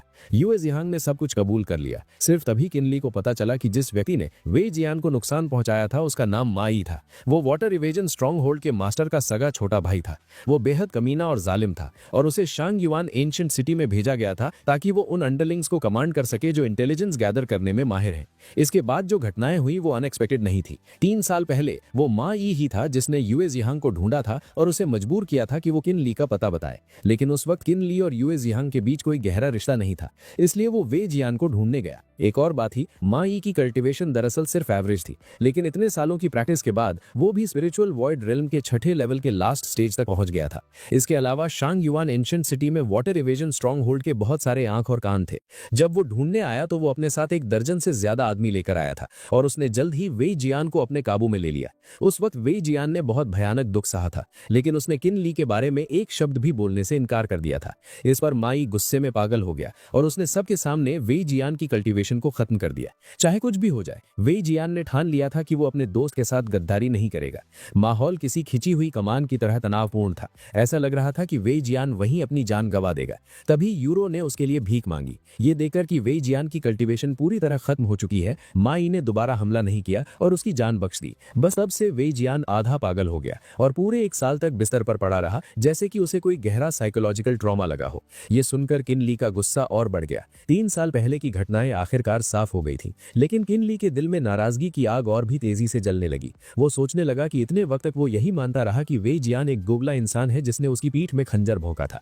हालांकि वे जियान मरा नहीं था, लेकिन जो दुख उसने सहा वो मौत से भी बदतर था। इसलिए उसने यूए जियांग पर दहाड़ते हुए पूछा कि माई कहाँ है। यूए जियांग कांपने लगा और उसकी सांसें कमजोर पड़ गई। उसने हकलाते हुए बताया कि वो इनर सिटी के सिटी ईस्ट में स्थित ब्यूटी पवेलियन में है। किनली की आंखें नफरत और तिरस्कार से भर गईं। उसने यूए जियांग से कहा कि ठीक है, अब वो मर सकता है। यूए जियांग इतना डर गया कि वो लगभग मूतने वाला था। वो निराशा में गिड़गिड़ाया और अपनी जान की भीख मांगने लगा, लेकिन इससे पहले कि वो अपना जुमला पूरा कर पाता, किनली की तेज तलवार उसके गले को काटती हुई निकल गई। उसी रात किनली चुपचाप प्लम एली पहुंचा और दीवार फांद कर वेई जियांग के घर में घुस गया। अंदर का नजारा दिल तोड़ने वाला था। कमरे में यूरो बिस्तर के पास उदास बैठी थी। बिस्तर पर वेई जियांग बेहोश पड़ा था। उसका चेहरा बीमारी से उतरा हुआ था और सांसें कमजोर थी। किनली ने धीमी आवाज में पूछा कि वो कैसा है। यूरो, जो शायद समझ गई थी कि कौन आया है, उसने बिना मुड़े थकान भरी आवाज में जवाब दिया कि हालत अच्छी नहीं है। वो किनली को सफाई देने लगी कि उस साल जो हुआ उसमें वे जियांग की गलती नहीं थी, लेकिन किनली ने उसे बीच में ही रोक दिया। उसने यूरो को बताया कि उसे अब सारी सच्चाई पता है और गद्दार यूए जियांग मारा जा चुका है। उसने यूरो को सलाह दी कि पुरानी बातों को छोड़कर अब उसे वे जियांग के इलाज पर ध्यान देना चाहिए। यूरो की आवाज में निराशा थी। उसने बताया कि चोट सीधे पर्पल मैंशन यानी सोल सेंटर पर लगी है और उनका प्राइमोर्डियल यांग खत्म हो चुका है, जिसका इलाज नामुमकिन लगता है। उसने शिकायत की कि वे जियांग हमेशा मानते थे कि किनली वापस आएगा, लेकिन वो इतने सालों बाद अब क्यों आया है। जवाब में किनली ने टेबल पर एक पाउच रखा जो उसने यूए जियांग से लिया था। उसने बताया कि इसमें काफी कीमती दवाइयां हैं जो शायद उनकी मदद कर सके। उसने यूरो को हिदायत दी कि वो इन दवाइयों का इस्तेमाल करे, लेकिन किसी को ये पता नहीं चलना चाहिए कि किनली आज यहाँ आया था। इतना कहकर किनली वहां से तुरंत गायब हो गया, क्योंकि वो वेई जियांग को इस हालत में देखकर अंदर से टूट चुका था और अब बस बदला लेना चाहता था। गुस्से की आग में जलता हुआ किनली सीधा ब्यूटी पवेलियन पहुंचा। उसका मकसद मा यी को बाहर निकालना था। एक कस्टमर का नाटक करते हुए किनली ने शराब का कप उठाया और जोर से शराब की तारीफ की। वहां काम करने वाली कोटिसेन ने शर्म से पूछा कि क्या वो सिर्फ पीने आए हैं। इस पर किनली ने जानबूझकर एक मांग रखी। उसने कहा कि उसने यहाँ की सबसे खूबसूरत लड़की रूयू के बारे में सुना है, जिसके बारे में कहा जाता है कि उसकी खूबसूरती देखकर मछलियां डूब जाती हैं और चांद छुप जाता है। उसने ऑर्डर दिया कि रूयू को उसके पास बुलाया जाए। कोटिसेन घबरा गई। उसने डरते हुए बताया कि रूयू इस वक्त किसी और के साथ व्यस्त है, इसलिए वो नहीं आ सकती। जब किनली ने नासमझ बनने का नाटक किया तो कोर्टिसेन ने उसे चेतावनी दी। उसने समझाया कि रूयू इस वक्त होंग जितोंग हॉल के हॉल मास्टर, जो कि मा यी है, के साथ है। उसने डराते हुए बताया कि वो hall master spirit void realm के 6ठे लेवल का एक्सपर्ट है, इसलिए किनली को मुसीबत मोल नहीं लेनी चाहिए। ये सुनते ही किनली ने अपनी एक्टिंग छोड़ दी। एक तेज आवाज गूंजी, शराब का कप जमीन पर गिरकर टूट गया और किनली ने उस कोर्टिसेन को बेहोश कर दिया। अब उसे पता था कि उसका शिकार कौन से कमरे में है। वो शांति से लेकिन तेजी से उस तरफ बढ़ा। एक खास कमरे के बाहर किनली खड़ा था। अंदर से मा यी और रूयू की बातें सुनाई दे रही थी। रूयू बड़े प्यार से मा यी की खुशामद कर रही थी और मा यी घमंड में जवाब दे रहा था कि वो उसके साथ सबसे अच्छा है। रूयू ने पूछा कि वो दोबारा कब आएगा। इस पर मा यी ने अपने प्लान का खुलासा किया। उसने बताया कि वो जल्द ही वापस आएगा, लेकिन पहले उसे अपने बड़े भाई को एक सीक्रेट मैनुअल पहुंचानी है। ठीक उसी वक्त बाहर खड़े किनली ने दरवाजे पर एक जोरदार लात मारी। दरवाजा टूटकर हवा में उड़ता हुआ अंदर गिरा। इस अचानक हमले से मा यी हड़बड़ा गया और जल्दी जल्दी अपने कपड़े पहनने लगा। वो गुस्से में चिल्लाया कि किसकी हिम्मत हुई ओल्ड मास्टर के आराम में खलल डालने की। किनली ने कंफर्म करने के लिए पूछा कि क्या वही मा यी है। जब मा यी ने घमंड से हाँ कहा और पूछा कि वो कौन है, तो किनली ने कहा कि बस यही जानना काफी था। बिना कोई और बात किए किनली ने तुरंत फायरबॉल टेक्निक चला दी। आग के गोलों की एक बारिश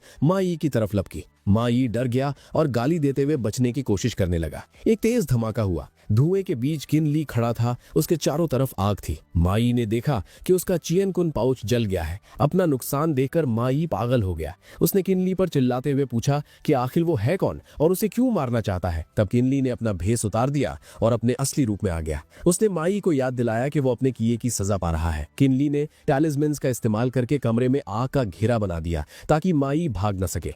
उसने यूजी हैंग और वी जियान का नाम लिया। उसने गुस्से में कहा कि वी जियान जैसे ईमानदार हीरो की जिंदगी मा यी ने बर्बाद कर दी थी। किनली ने ऐलान किया कि आज मा यी यहां से जिंदा नहीं जाएगा। मा यी ने हमले रोकने की कोशिश की, लेकिन किनली के फायरबॉल्स की गिनती बहुत ज्यादा थी। वो घबरा गया और सोचने लगा कि ये लड़का वी जियान का नाम क्यों ले रहा है। जब मा यी ने स्पिरिट एनर्जी शील्ड लगाई तो किनली ने चालाकी से एक फायरबॉल उसकी पीठ पर मार दिया। मा यी गिर पड़ा। किनली ने देखा कि इतने हमलों के बाद भी मा यी अभी जिंदा है, तो उसने सोचा कि अब कंजूसी करने का वक्त नहीं है। उसने और ज्यादा टैलिस्मन्स निकाल लिए। इस लड़ाई के दौरान किनली की स्पीड और तकनीक देखकर मा यी को अचानक समझ आ गया। उसने हैरानी से कहा कि ये स्पेल कास्टिंग स्पीड बिल्कुल वैसी है जैसी उसने वी जियान के पास देखी थी या सुनी थी। उसने पहचान लिया कि ये कोई और नहीं बल्कि किनली है, वही लड़का जिसे वो 3 साल से ढूंढ रहा था। किनली ने कोई जवाब नहीं दिया और हमला जारी रखा। मा यी ने गुस्से और हैरानी में कहा कि वो उसे ढूंढ रहा था पर वो मिला नहीं और अब वो खुद यहां आकर मौत को दावत दे रहा है। मा यी अभी अपनी बात पूरी भी नहीं कर पाया था कि उसके सामने का नजारा देखकर वो बुरी तरह चौंक गया। उसने देखा कि किनली ने पहले से भी ज्यादा टैलिस्मन्स निकाल लिए हैं। ये देखकर मा यी घबराहट में सोचने लगा कि आखिर इस लड़के के पास इतने ढेर सारे टैलिस्मन्स कहां से आए और क्यों हैं। इस बार किनली के टैलिस्मन से आग की एक विशाल लहर निकली और मा यी की तरफ तेजी से बढ़ी। अपनी मौत को करीब देखकर मा यी ने निराशा में किनली पर चिल्लाते हुए इल्जाम लगाया। उसने पूछा कि क्या किनली के पास कोई शर्म बची है। उसने किनली को ललकारते हुए कहा कि वो इन टैलिस्मन्स के पीछे छुपने की बजाय मर्दों की तरह एक असली मैजिक ड्यूअल क्यों नहीं लड़ता। लेकिन किनली पर इन बातों का कोई असर नहीं हुआ। उसने अपनी आंखें बंद रखते हुए बड़े सुकून से जवाब दिया। उसने मा यी की चुनौती को ठुकरा दिया और कहा कि उस जैसे घटिया इंसान को मारने के लिए इस यंग मास्टर को सीधे लड़ने की कोई जरूरत नहीं है। तभी किनली ने अपनी आंखें खोली और त्योड़ियां चढ़ाई। उसकी नजरें बर्फ की तरह ठंडी हो गईं और उसने ठंडे लहजे में हुक्म दिया कि अब मा यी मर जाए। आग की लपटें लगते ही मा यी दर्द से चीख उठा। किनली, जो अभी भी अपने हाथ में 2 नए टैलिस्मन्स पकड़े हुए था, उसने धीमी लेकिन खतरनाक आवाज से मा यी से पूछा कि क्या वो अभी भी विरोध करने की कोशिश करना चाहता है। जब मा यी ने हार नहीं मानी तो किनली के हाथ वाले टैलिस्मन से पहले से भी ज्यादा ताकतवर आग निकलने लगी। किनली ने जोर से ऐलान किया कि अगर वो नहीं मानता है तो वो उसे थोड़ी और आग देगा। इसके तुरंत बाद वहां एक जोरदार धमाका हुआ और आग का गुबार गरज के साथ फट पड़ा। उस भड़कती हुई आग के सामने किनली सीना तानकर खड़ा रहा। दूसरी तरफ मा यी खून के तालाब में पड़ा बुरी तरह कांप रहा था। दर्द बर्दाश्त करते हुए मा यी ने अपने दांत पीसे और एक दर्दनाक चीख मारी। किनली ने अपने हाथ में एक तलवार पकड़ी हुई थी जिससे एक रोशनी निकल रही थी। वो मा यी की सांसें चलते देख हैरान हुआ और उसने टिप्पणी की कि इतना सब कुछ होने के बाद भी वो जिंदा है। उसने माना कि मा यी को मारना सच में मुश्किल है। किनली आगे बढ़ा और उसने जमीन से वो चियन कुन पाउच उठाया जो मा यी का था। उसने मा यी की तरफ देखते हुए कहा कि अब आखिरी वार का वक्त आ गया है। फिर बिना किसी हिचकिचाहट के किनली ने अपनी तलवार घुमाई और सीधा मा यी पर वार कर दिया। तलवार लगते ही मा यी के मुंह से तुरंत खून निकल आया और मा यी वहीं मर गया।